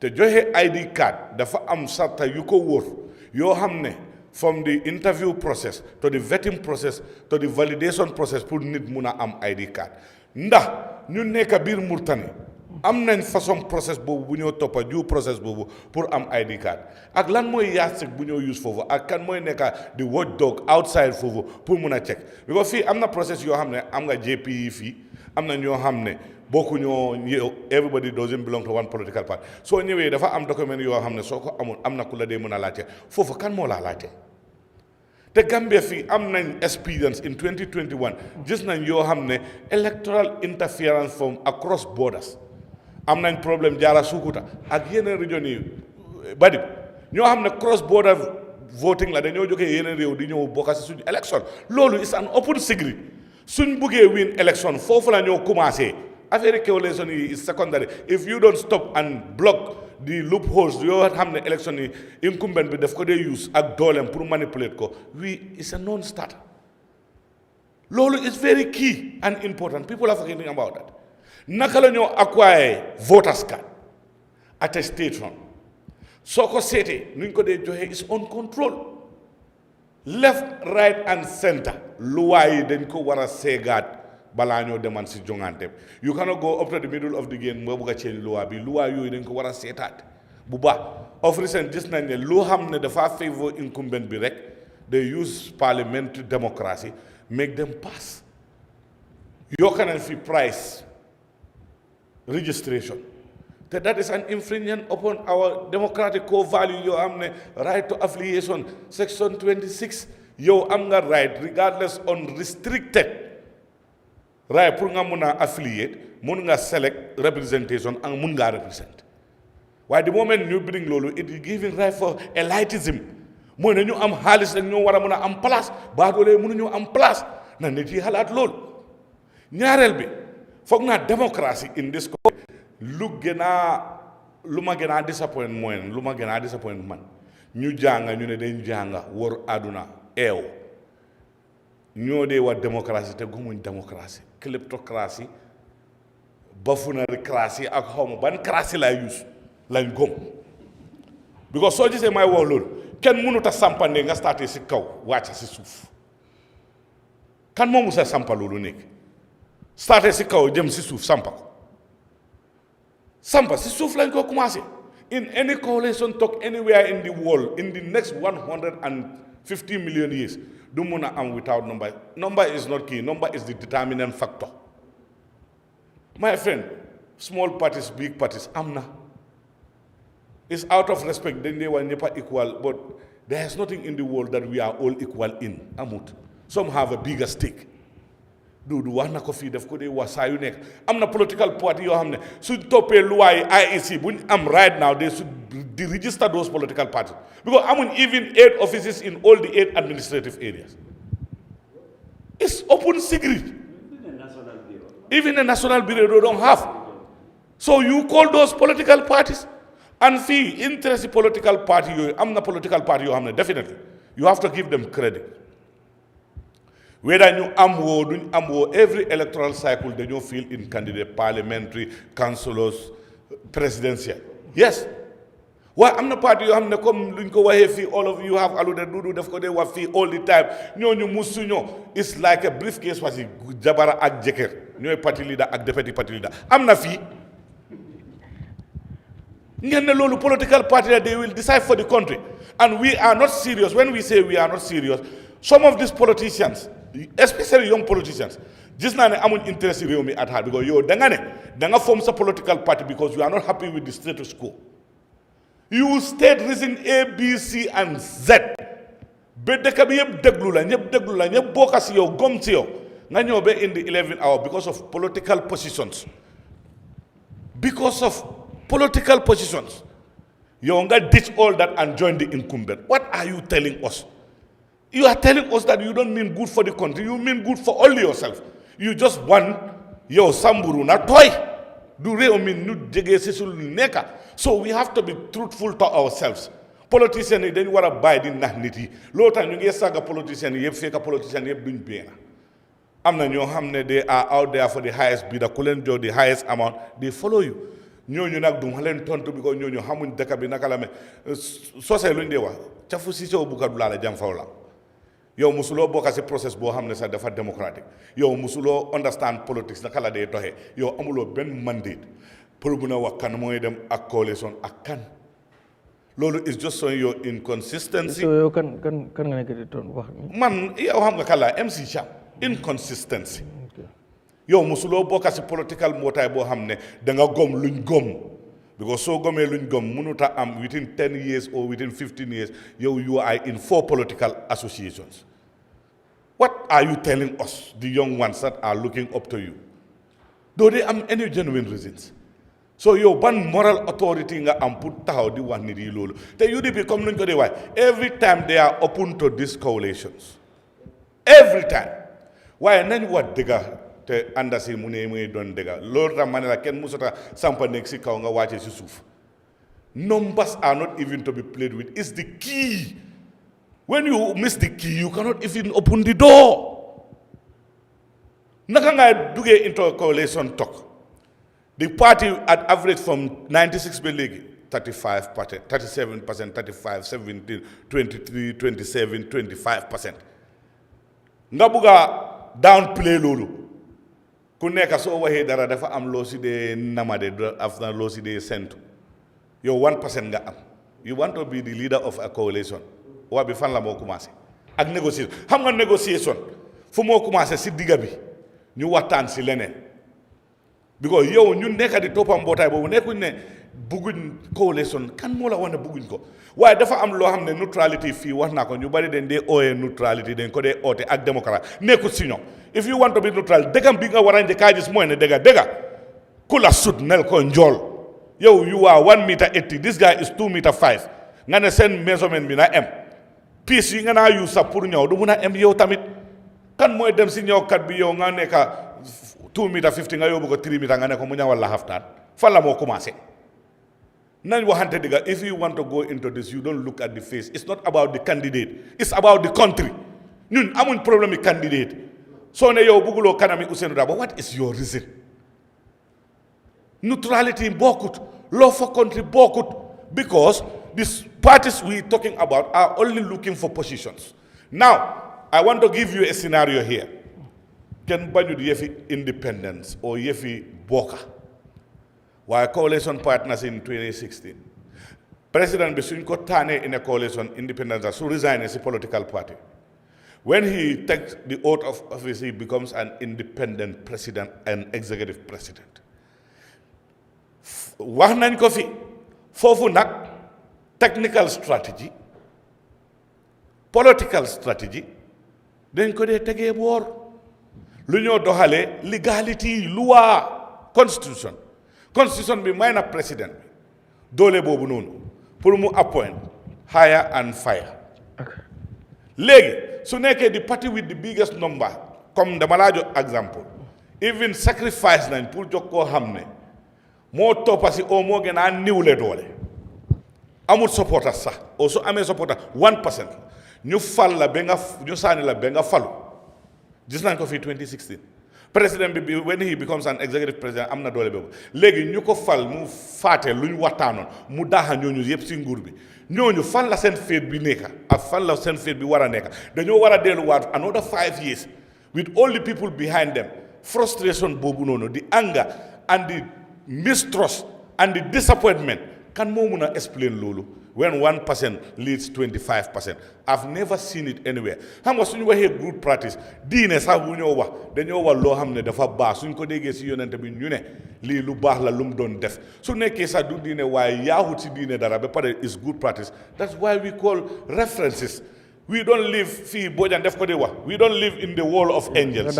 We live in the world boo xam ne universe boo xam ne doomi aadama human beings ñoo fi nekka mënuñoo operate in silos bugg a wax ne ñun suñ réew mi fii suñ politics lu mun di complicate luy dégg bi mooy ne soo bëggee start coalition consensus building fan la moo commencé numbers because at the end of the day number yooyu ñooy tax ngay wiir léegi you cannot frustrate 25% at the expense of 1%.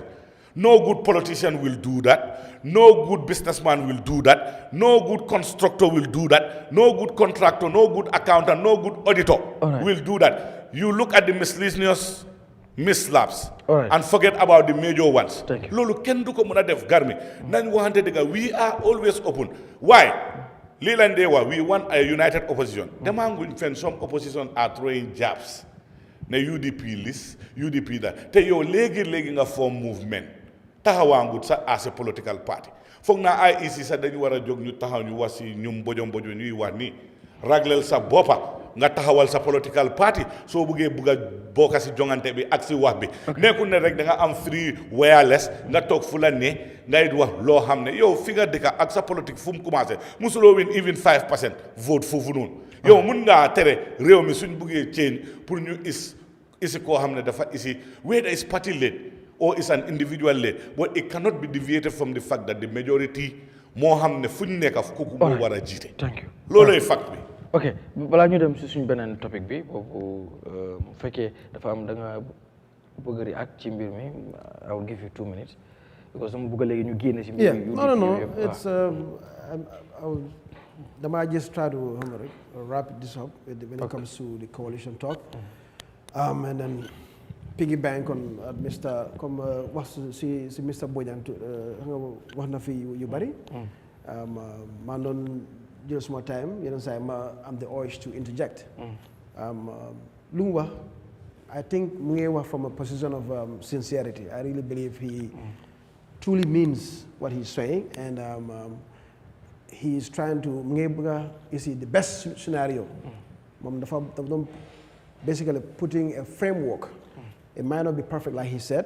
It's not the perfect scenario, but mom lila sentu si naka la ñoo bile coalition. Te nga affaire si mom dëkk bi lii mooy de yóbbu démocratie moom comme moom su ko kenn déggee nii dina dem am that mindset jànga si dara and then yokka si discussion bi lu mu wax it's not entirely wrong comme mu ne balaa ngeen a ñëw together because the issue was mostly numbers.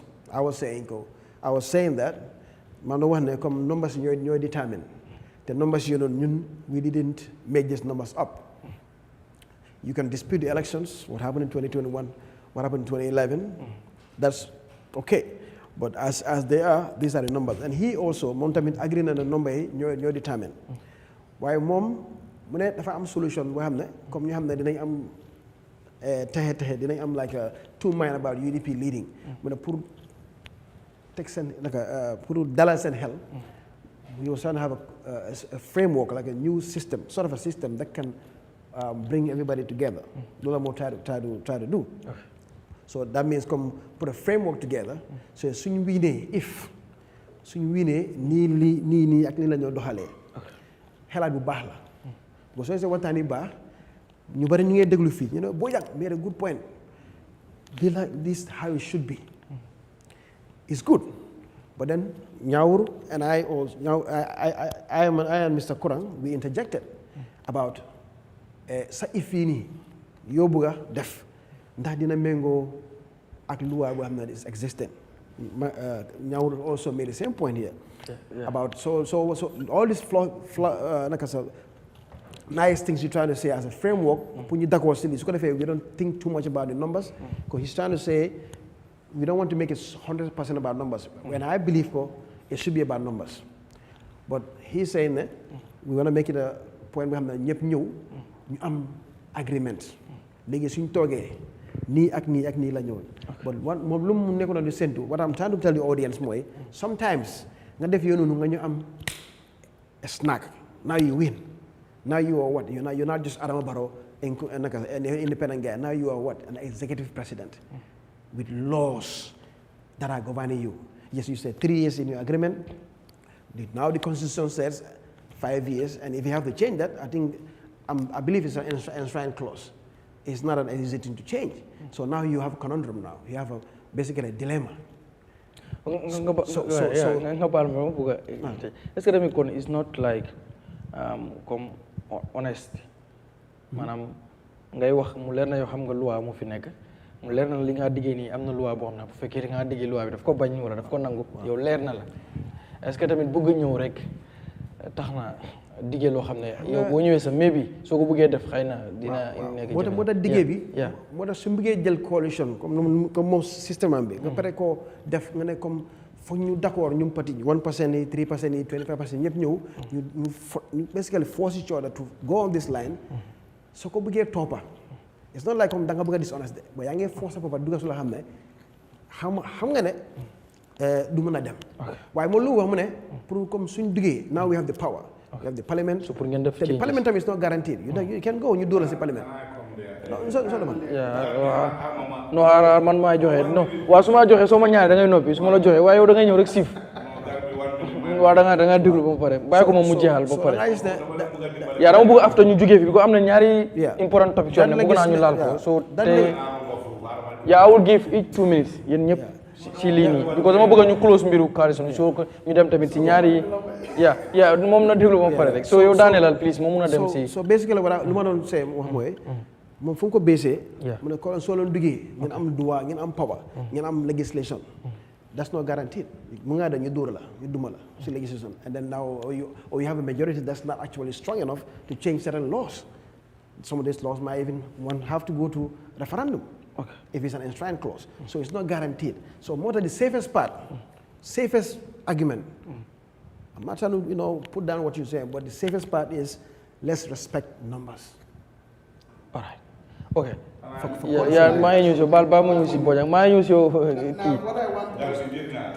non maa ngi ñëw si yow may ma rek please you have laws you have policies allow me okay you have laws and even these laws you have those that are inside but you have also those that you can simply change if you have majority of course. Yes if you have majority it's not guaranteed you understand now the if is conditional on we won the presidency and meaning because of that condition we won the presidency that if still stands for parliament we are a coalition if there is a chance there is a chance that we will win the parliament but we are not saying this agreement of these political parties is based on the entrenched clauses we say okay the Gambia's trade policy and investment policy says 80% it's mixed except 80% of employees should be Gambians. But it did not specify that it should be at this management level, this percentage, at this. That is something that the minister can do.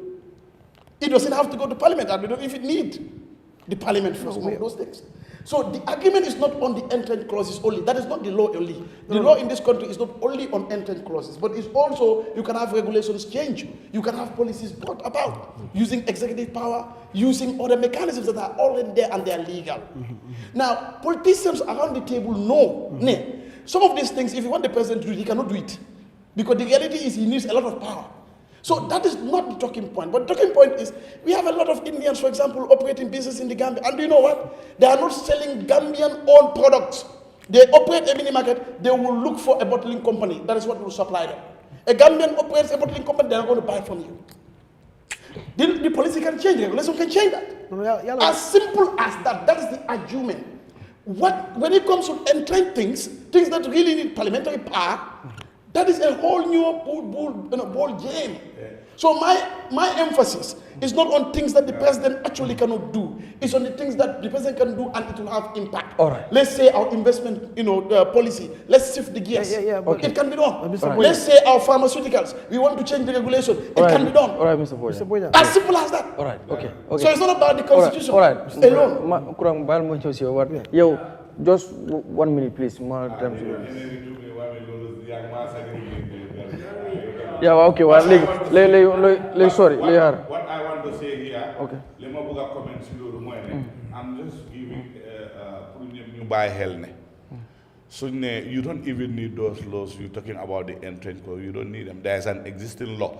You just need people to hold dear to their hearts and to be truthful to the Gambian people. That 3 years agreement was a gentleman thing. The law said 5 years.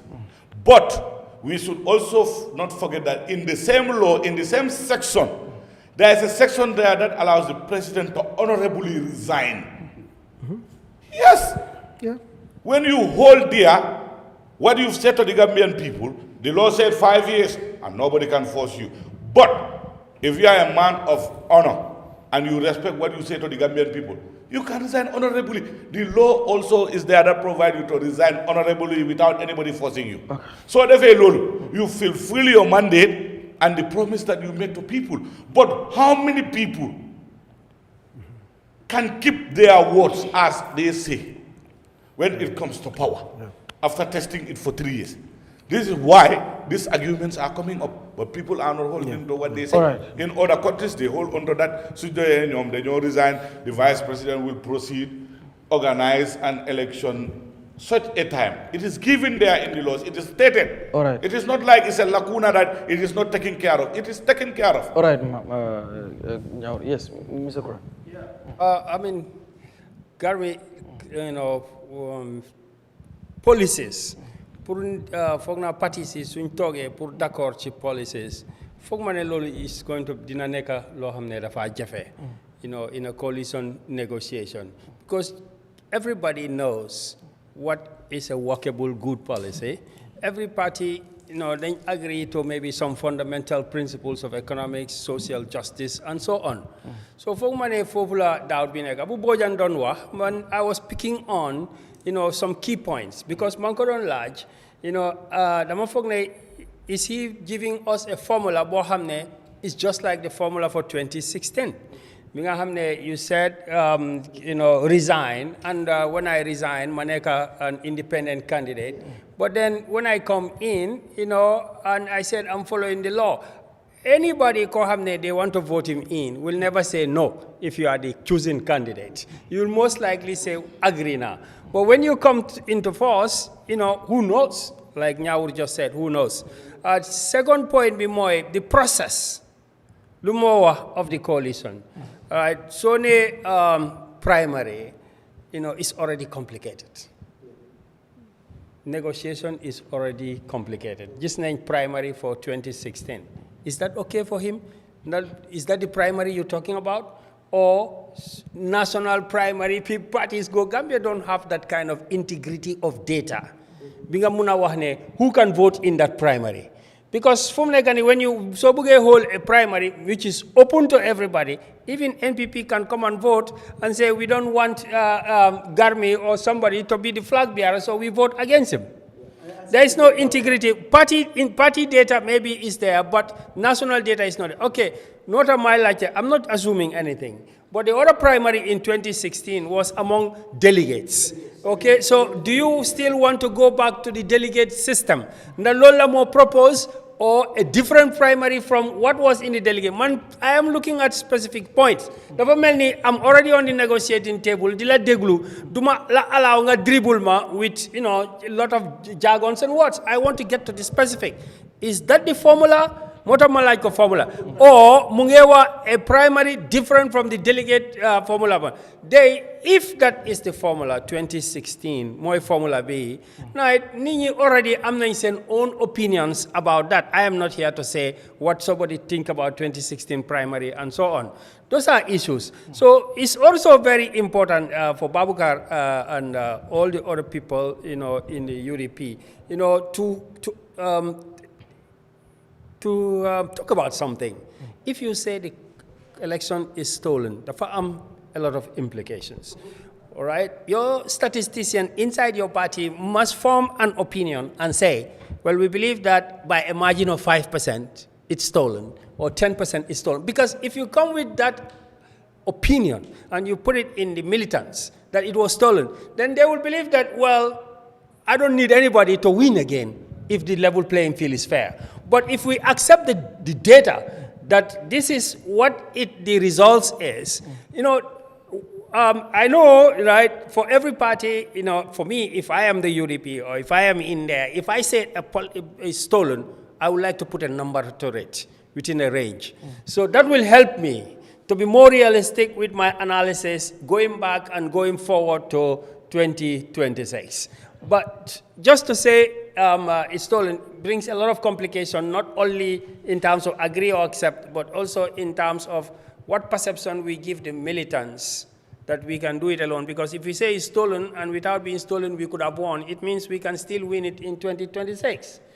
So the statistics is very important. Yeah. Can I jump in there quickly? With regards to the, because that's a good point. You know, I mean, what are we telling our militants, well, our party people, party members, with regards to, because I'm one of those that from 2021, if you've been following me, I'm adamant that irregularities happen. Yeah. Okay, but so you're going to give me an exact number. This is how much they probably stole us. I probably wouldn't do that, but what I can do, small gis. There's a few numbers that I can throw at you. Good. And my buy need to do their own analysis.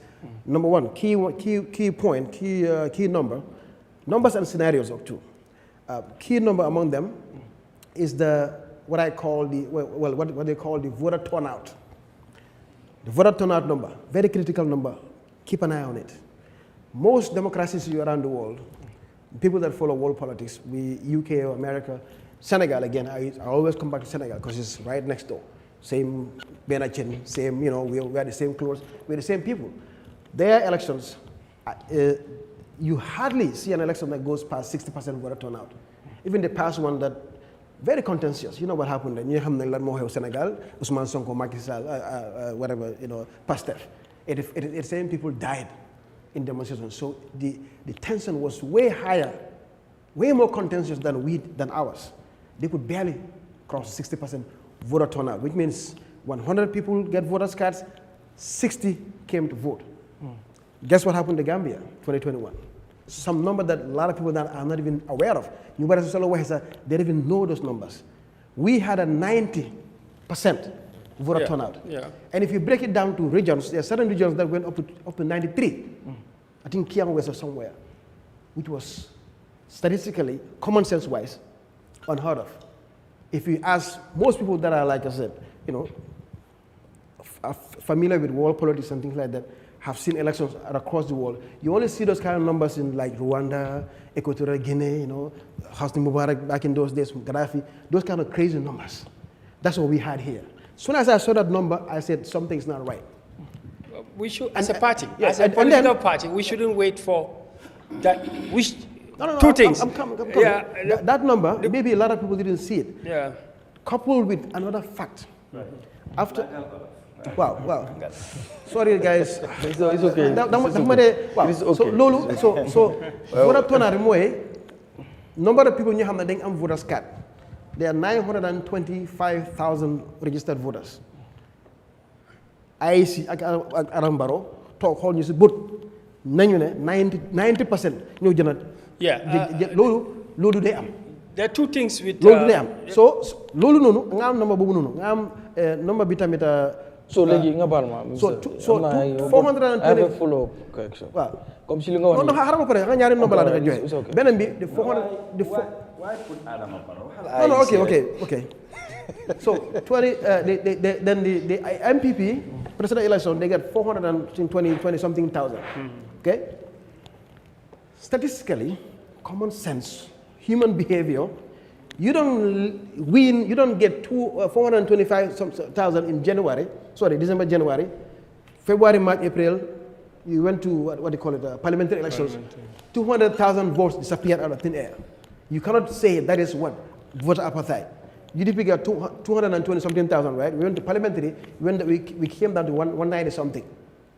That's normal common sense apartheid. Okay, but normal range. But 200,000 is inexplicable. It's very interesting. And it's a number that we need to focus on. Yeah. But it doesn't make sense. No, Babucarr, for me, I know there's always. Yeah, I'm coming. Yes. Let me say something. For me, what I would like and what I would have done, you know, as a huge party like the UDP, the first number that you start with, 900 and something thousand. 25. I would like to verify it. Even before we go to the polls, right? Whether that number, no, I'm telling you, we have to take responsibility. Right? Sorry, Mr. That number first, that's the first number. When that registration is done, right? I would like to know how many polling stations are there, first of all, as a party, not as an individual. I can't do that as an individual. But as a party that is already second, no, you see, maybe some of these things, if you look at it, right, there is somewhere in the party an administrative deficiency. Because one, I would like to know if there are 1,000 polling stations, 1,555 polling stations. In each polling station, how many people were genuinely registered? Those no, that's what I mean. How many people were genuinely registered and on record? I would like to verify that. Now, after verifying that, obviously it will take a lot. I believe that court cases should have happened even before we go to the polls. The parties, not only the UDP, but all the parties should have challenged the electoral data before we go to the polls, right? Rather than wait after we go to the polls. And we should have challenged the electoral data, not only constituency or ward by ward, not only village by village, but polling station by polling station.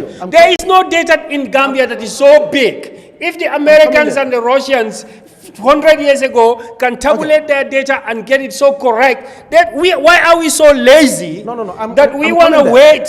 I'm coming there. No, right? It's not a matter of being lazy, and I'm glad you put that number out there. Yes. Why? Okay, that polling station data, right? Yes. Of the election. Yeah. So, but I think if I'm not forgetting, it's by law or it's a right for IEC after every election to, once they announce the results, let's say Sukuta or Sandimentary Ward, they suppose not to the public, but their database should be able to furnish every single polling station's number, the results from every polling station, up to today. Up to today. We should have been in court. No, I'm coming. Up to today, IEC upon request, even less than a few months ago, Dr. Lai Mane asked, was a meeting, he asked Joe Colley again. Joe Colley still cannot.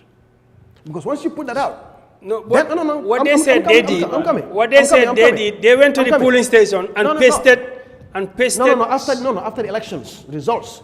Because once you do that... No, I'm talking about after registration. I'm talking about elections. But authentication should happen after registration. We're supposed to put out every polling station, Adam Barrow, 500, Zendabo, 300, whatever it is, every polling station. But this is danger. Why they will never put it out? Okay. Let me just line here, please. Yeah. Just one second. Okay. Why they wouldn't put it out? But when they put it out, then that 90% I'm telling you about, that 90% will now start making, like, okay, what's going on? Because then, every polling station, right, there are people that are witnessing. People witness the counting. People will memorize the numbers. They know what's going on. Let's say Sukuta 1, our Sukuta Bantaba, where we do the Sarkera. Everybody know who won in that place. Okay? But then when they're announcing, they announce Sandimentary. But if they go down to the numbers and say Sukuta 1, Sukuta 2, Sukuta 3, UDP, blah, I'm like, I was there, my cousin was there, this is not what we counted. Where did you get this number, IAC? Where did you get the number? Because my whole entire family were there, present. Sukuta 1. I don't care what happened in Galwar, Jarasoma. Here, I've witnessed it. You are now telling me this number is this. So once they establish that number, they publish every 1,555 polling stations. This is the result from each polling station. IEC will never do it. That's your smoking gun. Okay. I'm understanding your point. No. My point is, once they do that, then whatever happens will defer fail. No, process. Process be from registration, like look Kurangdewa. Election, I mean. No, my lu nekk dafa am fum dore toguñ rek ñu dem elections. What happened in elections? I am coming there. Registration, I know what happened. So we didn't go to court. It's okay. Elections, now we're here. Elections. Every polling booth dang fa am now agent. Tell Joe Colley to publish every single polling station. It's not. If we ask for it, he should give it us. And he will never do it. Okay, Manuel. Lanai di use then nga am a polling agent. What's the use of the agent? Whatever happened to polling agents is not my concern. My concern is IEC should publish my polling station. I don't care what happened to my agents. You publish it. That's my right. Better. And we might sue them. I'm going to tell you that. You're free to do that. We're free to do that. They have to do it. Just allow me. So I'm not saying it's a fact. We have our own. Every party has their own. That's the point I'm coming to. Do you guys have every number from every country? No, Manyo. No, what I'm saying. No. We should. I said we should. But we don't. We should. So now IEC is incumbent upon you to publish it. Okay. the electoral process ourselves. We need it's to- not done we need to behind position bars. ourselves. Ñun ñëpp we're aware of process bu am. Registration su amee ñi register. Every polling booth bi nga dem is pasted there. And revising courts foofu la war a doore, like what Quran is saying. If you have a problem with the registration, challenge it to the courts before elections. Loolu mooy the first thing loo xam ne moom moo war a happen. Soo ñëwee pour nga vote, ñun ñëpp we voted, da nga present sa voters card. And they check it with the electoral register. So far sa tour nekkul, you are not voting. If you are not registered, do they vote? And agent bu nekk dañ dee ñëw ñu wax number bi, léegi-léegi sa ñu jox la page bi. Example, ñu ne la page 12. And if you turn it, you confirm it, then it is tick. You dip your finger into the ink, then you jox la sa marble, nga duga, nga sani, su duggee mu ne keleng, then you are out. Koo xam ne register wut, mënut a vote. That is number one. And on the spot counting lañ wax. Fi ñu ko compter, your agents are there taking the numbers. And number yu ñu jël, su fekkee ñoom dañ ko def seen post and they sit with it. Do you blame the IEC for that? No. Li tax nga nekk agent is to report back to the party. Now, this polling station or this polling booth fee, these are the figures. Party is sent boppa, then they collate before IEC new announce the final results, then they give jubilation that they start because Luther, your agents are giving you the results and you are tabulating. Now, so after Sunyep Sane, IEC the foreign you pays the results. Is that the law? If yes, then IEC should do that. I didn't say that. No. So publish it in their database, not to the media, like not like to announce it, but we should go and say, IEC, where is it? This is it. It's not happening. That's all I'm saying. Does it have to be printed out? No. Just the database. Give us data. Database to give it to who? We, if we ask for it. They give you the database. Public. Everybody should have it. It's public knowledge. No, it's Public information. It's spot counting. It's spot The counting. numbers they have. It's spot counting. I'm not Publish it. understanding. Babucarr Sidiqqi alimu also jando mande nga kuma fa yalo nyi wala na kabini kaja data nko ngani membe for jan coalition this coalition that these things you talking about now should be the role and the main concern of opposition parties because to nga jele wo 2021 kate fayo kabrim polling station do la result Ngaje in the map, in even the household integrated survey results, and the population of that area as per census, the number of votes is double the amount that lives in that area. So where is the other one coming from? Really, it's documented. That's why I said procedural justice supersedes material and evidence-based justice. Because of a procedure, that court case was thrown out. New court case hiltan no document jamel beje you will be perplexed. Man dunia banku jame alonko. Nearly 50% of the population is between the age of 18 and above. Because that is what 900,000 represent as per last census figure of the Gambia's population. So you telling me the Gambia's population 50% are eligible to vote? The data is already there. It's there, but it's not. But that's why I said. That's why I said. That's why I said the homework. No. When we do our homework, when we do our homework as an opposition. 2021, so announce on the UDP more win, all these claims and queries will not be raised here. Dudu, You will not question all these numbers. We will.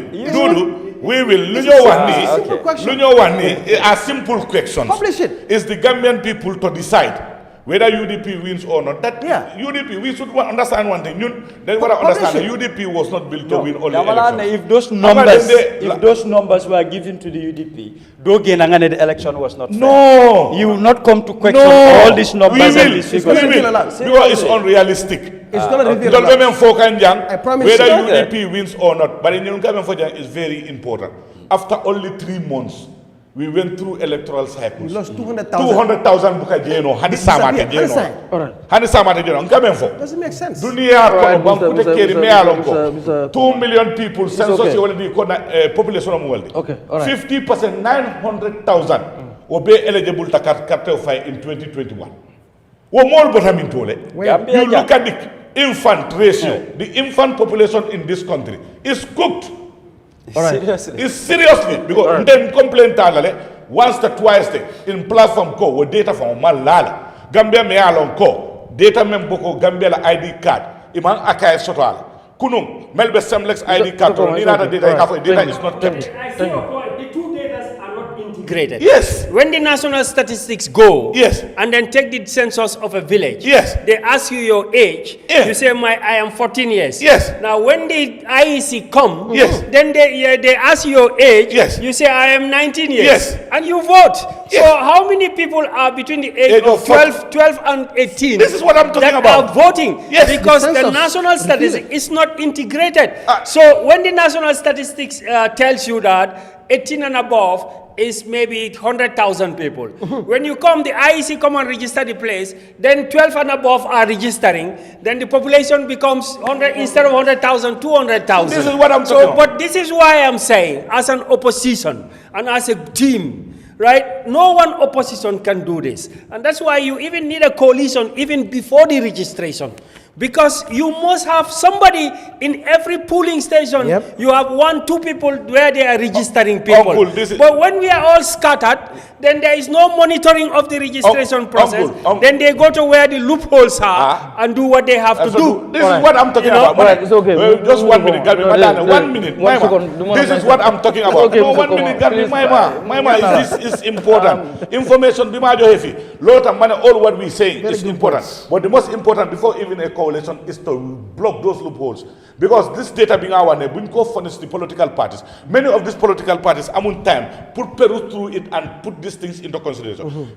During those registration processes, even the communication officer or manager in IEC confirmed that some of these 11-year and 12-year-old people were registered in other police stations. We have issues like that. All right. Bringing people because of them, I'm thinking you budari, that is register them. Then you have they are not fit to vote. This is what we're talking about. These data, they have to have comparisons. All right. It's okay. 2021 It's we were here. All right. Yeah, Mr. Boya. Yeah, quickly. I love what Kwan had said here. You see, strategy is long term. And it means we cannot just be waiting until 6 months we begin this thing. You're right. I believe the model I'm talking about, I'll clarify some things, should have a technical component of all the opposition. People that know numbers, people that know this, that know that, to think about these loopholes and how we go about fixing them. In the intelligence world, from what I understand, that's what we call intelligence sharing. UK may not want to share certain intelligence, but when they know that if we don't share this with Americans, the effects are going to be whatever, they share with the Americans. That this is what we know. Now, opposition party, they have some data, they may be ahead of another party, but another party can discount. So that's where the technical committee comes. So the model can include the technical committee. You see, when there is no discussion, the ideas will not come. But when there is discussion, the ideas will come. So this technical committee will now begin to work. Okay, Kurang, you have PDOS, for example. Oh, you know numbers come. What were the loopholes? What are the solutions? That technical committee is an whatever of its own. When it comes now to what type of primaries are we talking about here? It's difficult in the Gambia for you to have primaries and that integrity nationally. I'm talking about primaries, a fashion that was done in the 2016. However, this should be a revised one because now we have loopholes that we saw. We can fix them. All right. And adjust the system. So the party they use and delegates, new arms and debates and negotiations and so on, which is normal. You can lobby. I want you to vote. I want you. Then when they go, they vote. All right. Can you vote? Technical committee amna. We move on. So that is the idea. Thank you. All right. That's good. All right. Yeah. All right. Yeah, but with amendments. Okay. Thank you. It's okay. It's okay. All right. So ñu move on. Mbokk yi ngi seetaan Eyeafrica TV Sunu Réew di am ci àllarba bu jot bu juróom-ñeenti waxtu jotee jàpp fukki waxtu ak ñaar. Am na yenn question yoo xam ne receive nañ ko bot pour guest bi waaye loolu xam naa ci ending bi dinaa ko laaj yenn question yu ma mën a laaj. Anyway ñu jàll ci beneen topic boo xam ne bëgg nañu waxtaanee ko former auditor général Modou Cissé xam nga biñ ko remove ci place am ñu bari dañ jàpp ne that removal was unlawful moom it mu yóbbu mbir yi ci yoon mbiri nag mu ngi ci yoon right now Supreme Court ñu ngi wax ne hearing bi sax nekkul public hearing but am na benn xibaar yu ñu jot ne moom loolu la wax. ci kanamu attekaay bi xibaar bi bokk na ci moom mu ne président bi sax ci boppam daf ko waxoon ne timing bi na ko xoolaat comme timing yi nu moo audité li nga xam ne mooy yenn mbir yi ci ne ko na xool timing bi ndax loolu mun naa yàq élection am comme maanaam mun nañu dem ba 2026 sax yenn mbir yi feeñ mu gàllankoor ko moom auditeur bi dañ ne moo wax loolu ba tey waxaat nañ ne moom moo wax loolu ci kanamu attekaay bi ci nuñ ko waxee ne moom ci boppam wax na ne ci ñaar fukki fan ak ñeent maanaam on the 24th of August 2025 amoon na meeting boo xam ne moom la woon ak chief of staff nekkoon na fa ak secretary di cabinet président bi wax ko ne ko na dakkalagum li nga xam ne mooy audit bi muy def ci ministry of lands ba pare wax ko ne ko na ko postpone wala mu dilee ko maanaam mu xaw ko yéexal teg ci itam nag lu jëm ci audit of the Gambia Revenue Authority boobu tamit mooy jaaree boobu tamit mu wax leen na ko kii postpone wala mu kii ko loolu yëpp buñ sukkandikoo ci xibaar buñ jot ne moom moo ko wax ci kanamu attekaay bi mooy président bi def na ko na dilee lii yëpp ndax bëggul mu yàqal ko élection am maanaam wala re-élection am because jàpp na ne xëy na bu yi feeñee kii loolu nag lañ dégg moom mu wax xëy na itam kii teewal président bi moom it dina yëkkati bu boobaa buñ ko jotee itam dinañ ko nuñ ko waxee fii dinañ ko waaye yow bi nga dégg ci lii nii yii yëpp tamit tuuma lañ ko mën a jàppee waaw yow noo ko yëgee ban jàngat nga ci def. man bu ma ko déggee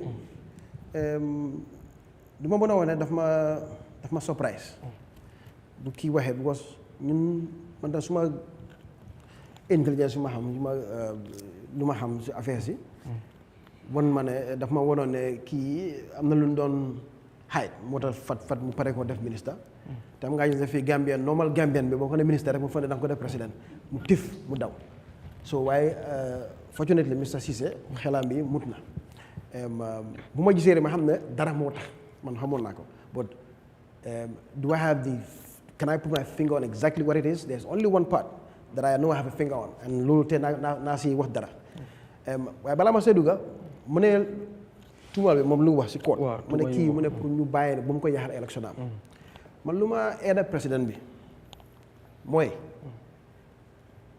right now soo gisee mu ne ko ne bul def lii yes mu ngi protect boppam waaye am na ñu moo protect tamit am na ñu moo protect lands or GRA moom lu mu war a xool right now 1 year to go to elections ma ko aida mooy it's better right now nga come clean Gambien yi duñ ay nit yu soxor dañ dee baalale but if you come clean daf laa man si man in my actually daf ko yokkal lifin sa sympathie nit ñi da nga ko ne dëgg de kon xëy na baro yëg am na ñu ko dee ñu ne yow baro du yëg lii gaa dañ ko dee nax so su ñëwee mu bàyyi lii mu jaala this 1 year to go ndax dafa taxaw ndax du taxaw whatever election is gonna happen man si man the people that care about integrity the people that dëkk bi ñoo xam ne they don't even partisans the independent voters dañ ko xool ñu ne kii de am na ité for our money allow na audit bi dem even though ñu moo impliqué xëy na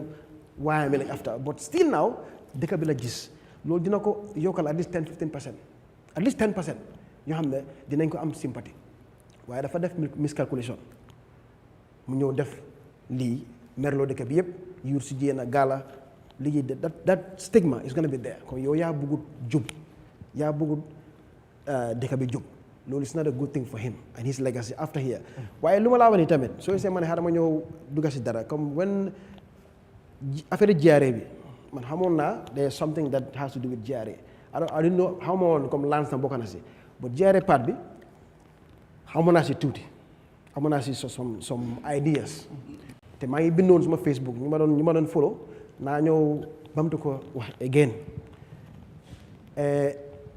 GRA lu fa nekk Gambie yëpp dañ war a moytu trop lu bàyyi xel lu scary la loo xam ne du baaxul pour dëkk bi one scénario rek benn single scénario mun su ma ko waxee fii loolu na la woon la waaye ñii bëgguñ ñu laal GRA dama amoon benn document that I have with me which has to do with cement that is coming to the country ma bëgg a ñëpp déglu ma lii is a very very important thing 2023 cement bu duggoon Gambia from one cement importer from Senegal tamu Senegal three companies lañ am nga am Socosim nga am Sahel nga am Dangote cement ñu ñëw di dugal cement fii balaa ban bi di am. I have a document here coming from Sahel Cement, only one cement manufacturer supplying to Gambia, sent official document, official stamped and signed sort of an invoice indicating the amount of cement they imported inside to Gambia in 2023, January 2023 to December 2023. It went to 619,000 metric tons. Each metric ton is 20 bags. You multiply that, it gives you 12 point something million bags of cement. One supplier, la dugal Gambia. I have the document here. Each bag tax be, the tax alone, each bag is $30. Bariwood. Barina? Bariwood. $30. You multiply that by 12 million bags, it comes to 371 million and something dollars. Benn manufacturer Sococim ñëwut Dangote ñëwut mooy cement bu jaaree Farafenni okay one cement manufacturer rek. The minister of trade went to the parliament when there was this whole debate happening about Jah oil blah blah blah mu dem try to make a case in the parliament and declare to parliament National Assembly that year $25 million lañ dugal. That's what we have on record. That's what the minister had the audacity to tell our National Assembly members, basically telling you and I, lii lañ dugal. But the fact remains, Sahel Cement, $371 million worth of taxes lañ dugal Gambia. Loolu benn rek la, benn company. So tegee Dangote ak Socosim nga put them together, I can guarantee you they'll either equal Sahel or Upper Sahel. So tentatively, you can easily throw a $700 million worth of taxes 1 year on one commodity. I'm not counting rice, I'm not counting potatoes, I'm not counting or containers or taxes motor Dakar port. Benn commodity rek ñàkk nañ si almost 25 leen dugg si kees bi 700 moo am ñàkk nañ at least 600 and something million dollars a year. Okay. So loolu rek only one that commodity jar na nit su dee yeneen dëkk la fire and square la nga jihaal si su dee China la you are finished. So this is a national crisis. Now understand now why GRA bëgguñ ñu laal seen data yi man lu ma laa wax nii ñoom Cissé am nañ lii lu trigger Cissé ba trigger man xam naa ko Mor Cissé so lu ma xam na lu ëpp loolu. So su laay la database bi now trace bi dafa dem data baa ngi nii lii moo dugga ak ñaar moo dugga si kees bi fan la yeemam fan la dem mu leer dëkk bi ne karaj so lii mooy affaire si waaw man nag dama ko yërëm ne xam nga kan moo ko dugga si lii pare lii lan la jar ngaay cover nit so da nga jàpp dafa am so yow think about your legacy nu mu yàgga xëy na bii la beneen tam fi ngaa nekk doo dem fen liste na masaana goy ne nu weer data yi demuñ fen so then nga nekk bee jaaw we are here 30 years we are here 25 yaa xam but these things are not going anywhere yi da nga daxa kii right now wala daxuloo ko li mooy mbir mi Mr. Kura comme li ñu wax ne former editor general moo ko wax ci kanamu àttekaay bi comme si président Barrow waxtaan nag moom ay yoon ci lu jëm ci pour mu delay wala mu postpone li nga xam ne mooy audit yu moo def moo spécially mu wax GRA ak Ministry of Lands loolu la ñu wax ne report boobu lañ jot ne moom loolu la wax because of court case bi journalists are not allowed pour ñu mun a dugga foofu noonu pour report waaye tamit du tee lu fay xew mun nañ koo xam tuuma yi daal la ñu wax ne moom moo ko wax ci kanamu attekaay bi yow ban jàngat nga ci def ak nuñ ko génnee itam bu fekkee lu mu wax ni lu am la noo koy jàngatee. waaw lii dafa nekk ay tuumal yoo xam ne they are very very serious. So they establish nañ ko ñu realize ne this is actually what happened parce que dafa mel ni président bi dafa am intention to put his political objective above the national interest, political interest above the national interest. Tey xam nga am na yoo xam ne loolu su amee government bi the burden of proof is on the Barrow government to come out right and clarify. It's a government. They are not binded by the fact that because it's in the courts, the government must keep quiet. That does not apply to the government. Maybe if it is something personal against Barrow, but they need to clarify. Parce que action guest bi lu mo wax ni man mom GRA, I think I've been one of the few critics of the GRA. This system of every now and then guy publish article where the GRA is collecting 5 million. Man mo say politics, see revenue.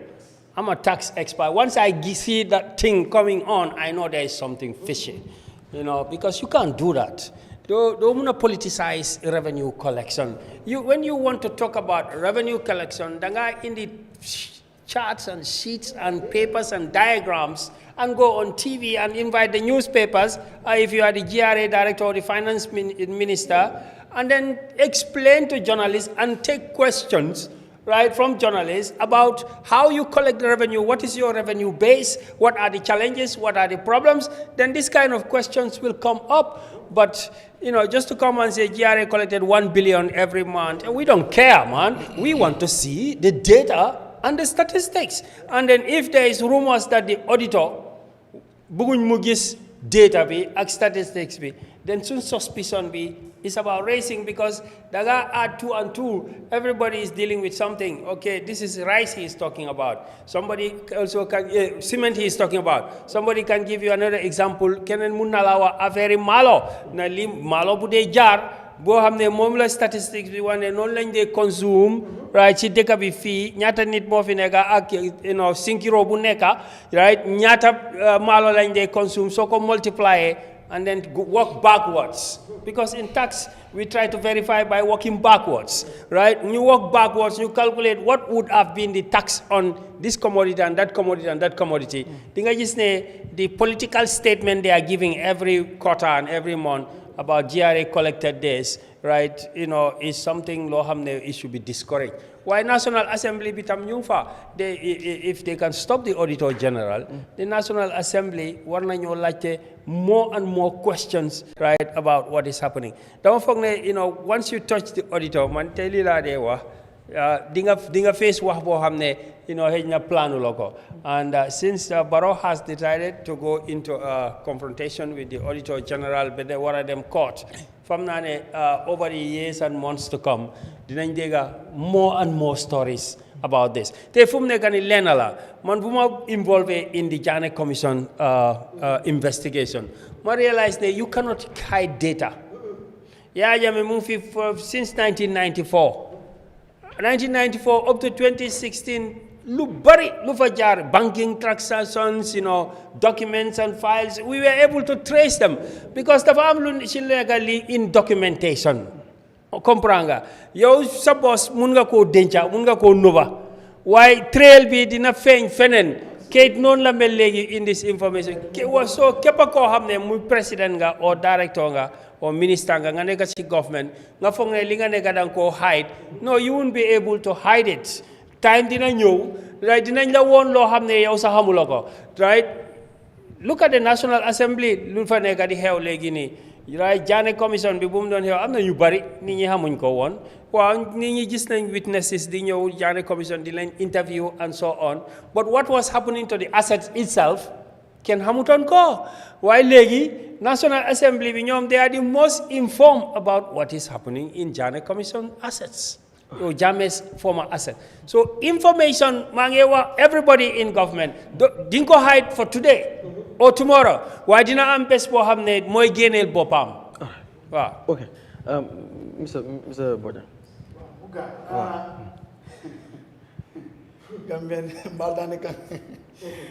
I'm sorry I'm laughing, it's a very serious matter.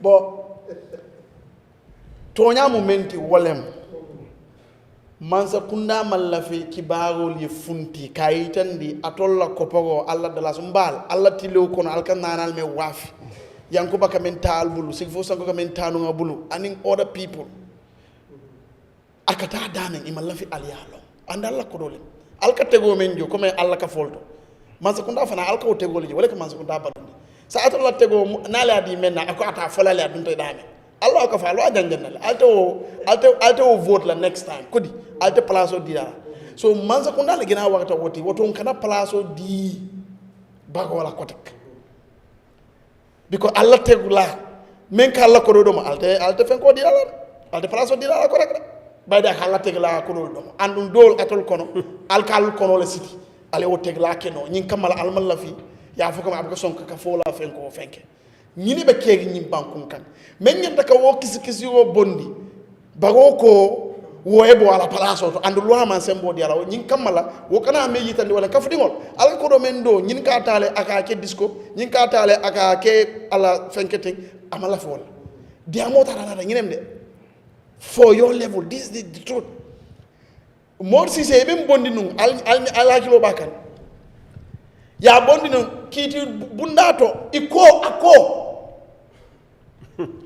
president ya commanda ka ko kafu dingol la ko do e ka men tegu e ka dundi jena mala fi ko kisi ni a kisi nte ning la ka siron ni ko tek ita sona ka siron di dana sa atol fana sa ale o gibale amira suñago wala mbe wala dia mola ko Mor Cissé même auditeur général te ay wala fo ko président ya commandile August 24 aketa Mor Cissé nyala chief of staff and ministerial president whatever they call it ka fa ko giare kenema aning lands kenol ikana wolma muna na président bo fala fo aten no taleba muna na ntol men ka dun na tax kono ika fo nyele do ko me nyine dun da bagata fo la moli apota min tole anana ta nyaadi le andu ntol le ngi magandi wala bare be nomba ba la fo la rek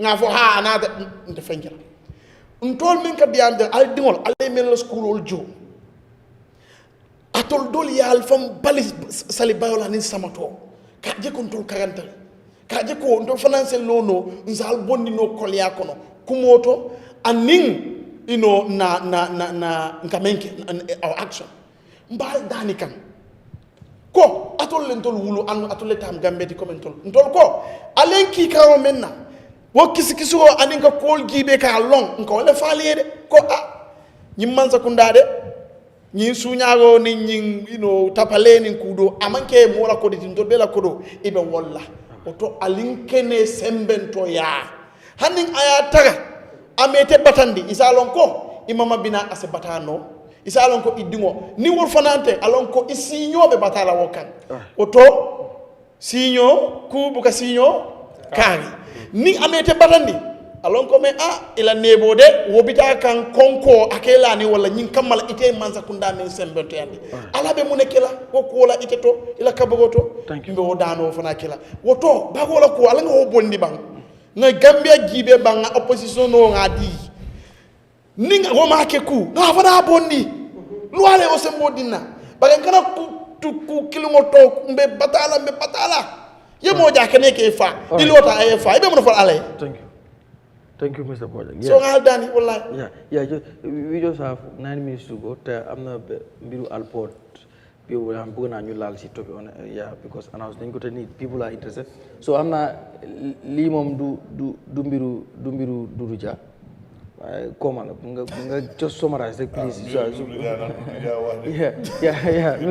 so do just quickly like please mo mëna jéxal on time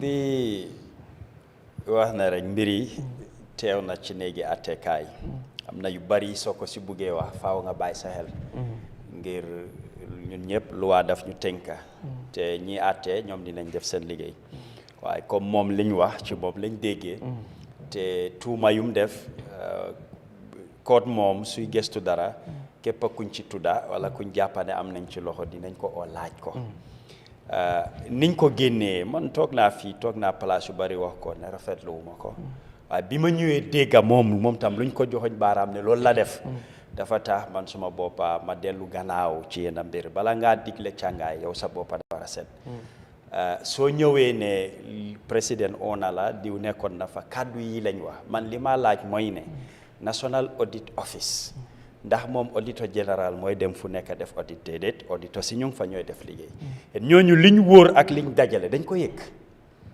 yëg nañ ko am nañ évidence bi te lu ñoo xaar mooy pour mu génn su la président waxee ne lii bul génnee lii bul laal le ndax moom auditor général am na doole boobu moom moo war a decide luy génn ak lu dul génn kañ la war a génn ak fan la moo génne su dee loolu moo am kon National Audit Office man gisuma seen credibility gisuma seen independence fa mel ni mbiri jenga na ci benn boor moom fu mu nekk comme ndax audit office mun naa am doxalin boobu kon war nañoo mun a seetaat suñ luwaa ne auditor général bi am na doole boo xam ne moom mun naa decide lu ko neex mu def te dara du ci mun a génn lii la ci suma xel di ñaaw parce que xam naa ne audit report si yàgg naa génn te saa yu génnee liñ ci dégga loolu lañ dee dégga dañoo ne ëppante na at bi suñ ne nangam ne beneen at bu ci topp li yokku na waaye pour nañu ngeen dégmal ci élection lii la président wax ne bul ko def ndax auditor général moom am na doole boobu pour ne dina ci mun a teg tànkaam ne li du mun a génn bu dee loolu la kon lu tax audit office bi léegi ñu war koo óolu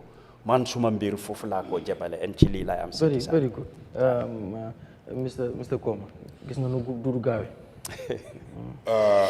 nte mbedi am la mandi ka la ñun kuwoto meta fala moolu yelen tol meta fala nakafo meta fala moolu le banku dingole ko ñim baro man sakunda mon sun sulutu man sakunda lati do baaci kala nte man le bela auditor général wo baro wo man le bela baro ta man tol mone tol meta ko fole adun tol kan no malle naati dan ni mo hakilo bakan usen dawa funta ko Gambia deb is distress minister wulta jande ko nga tata député bungoto kaw ko bay ka press release ka press statement bonde kaw ko soso ka fa ko ha Gambia deb distress man futa wala level man Usenu ye nombaladi in excess of 110 billion. Aman soso ni banko kanya. Manaje wato wati ni ulmenka fontol ko fole biko nkana homework kele. Ndol bukam bulo chodi mola kensenke barola corruption is open for everybody to see on daily basis from all facets of government. Dauda a health bundato wo, a trade bundato wo, any facet ite aje. But akake nyatile is systematic. Ni ajon ko man lewa is public distrust. Nte aje nyama public mistrust leninte. Why now? Katu nyum fata sise wa jomale de. Kabri ma bondi place uta mafo. Adon sise fa ngafo janna la appointment kake auditor general. Political patronage leng. Karamba tude be bola je wato mena deputy jolle be je mel they are competent enough ya ta bondina intana audit ya na de badi ya. Nepotism appointment nakata woti suluto sungo appoint nga fajan akamira ko sunyaro is a normal thing ata fonsina no ak barota wonte comme mo le nyim menfo ntaka nyim fole nga fajan auditing mu exercise ret feel auditors lem molti mol nyantaka mel bribe baro mistake tale wolle ka do ko ke information wol be la laptop wol konole ibu ko suppress no ye modu sisa kumandije ya bondije samba pata karinade hani alaji le tata nawek membe je ala account soldo alaji le be o fono le alaji ka reporto dada ya di la senior auditor la o fana ya compile anala unit adu ye unit sol le sot auditing kono ni wali ata ya di ata auditor just to peruse it and check certain things and append information o manke auditor tati wondo ngani memfo Gambia la ko problème o sabale hasidia faham balia ani nafikia ning fa nyanyum be fasatol korosi baro be faham balia dron la because nate faham danu anyanta ka understand ko wallahi mod sise to ko vanola de with modu sise without modu sise melka keteng ita kany mem fateng is public people cannot hide and suppress information million keme woro wula minimum be sotono la sector min the only one kono de cement ite kata as a minister you report 25 ite am with time people will not be backtrack la sign ning auditor men fil auditor men baby je ni la report be siri wala report mo si sele bo press no la bam pour kanalo mole alo atake no la all right time min fana me aketante kole ko ninga mol tan na place olto mbe dal la kukilina jannim problème o mina ni kullo kol be ni masate may kara fo mole te kana siye batu foning problème o keta rek o wato le ka funti ka mole kare ko ten whistle blowing na fam wolti ni moy kuman my uncle is here. I respect him for that. Na political affiliation ni political point ne maga kilin bari kabrin sanji joli ko ma membe kilin jane commission aba fala manke silote abe je wato men na fon ka fa bota je ya bondi je no wala expect people with integrity la ni be place auto ku men ni silo manta banku dingole la lanno di la afo janni ni ma ri be kula bani na ma ri kuata hani ka to nyaale fon tol mal le bela you funi ya fa kuto nin kana. Thank you so much jërëjëf am naa di Europe topic dañ ko leb rek because of time bi dafa jeex tak and bëggoon nañ ci waxtaan bu baax mooy mbiri Alport waaye mu ngi noonu so mooy loolu Mr Jammeh thank you so much for coming jërëjëf kontaan nañ bu baax ci am la xam naa incha allah dinañ la amaat ci beneen édition Sunu Réew di la gërëm bu baax a baax di gërëm tamit Mamadi Kurang Mr Bojang Doudou Dia ak itam Mr Koma di leen gërëm bu baax a baax di gërëm tamit yéen ñuy seetaan Sunu Réew ngeen bëggal ko seen bopp ba du leen raw every Wednesday ngeen toog ci seen télé yi di ko seetaan di leen gërëm bu baax a baax bu di nuyu ñëpp tamit ñëpp ñoo xam ne buñ dajeeg yow dañuy wane seen mbégte ci Sunu Réew ci sa panélistes yi guest yi ñëw di leen gërëm bu baax a baax ci loolu tamit yéen itam fu Sunu Réew àgg rek yéen a ko fa àggale ak suñu panélistes yi nga xam ne ñoom ñoo fi nekk di leen gërëm bu baax a baax loolu duñ ko mën a fàtte di leen jaajëfal bu baax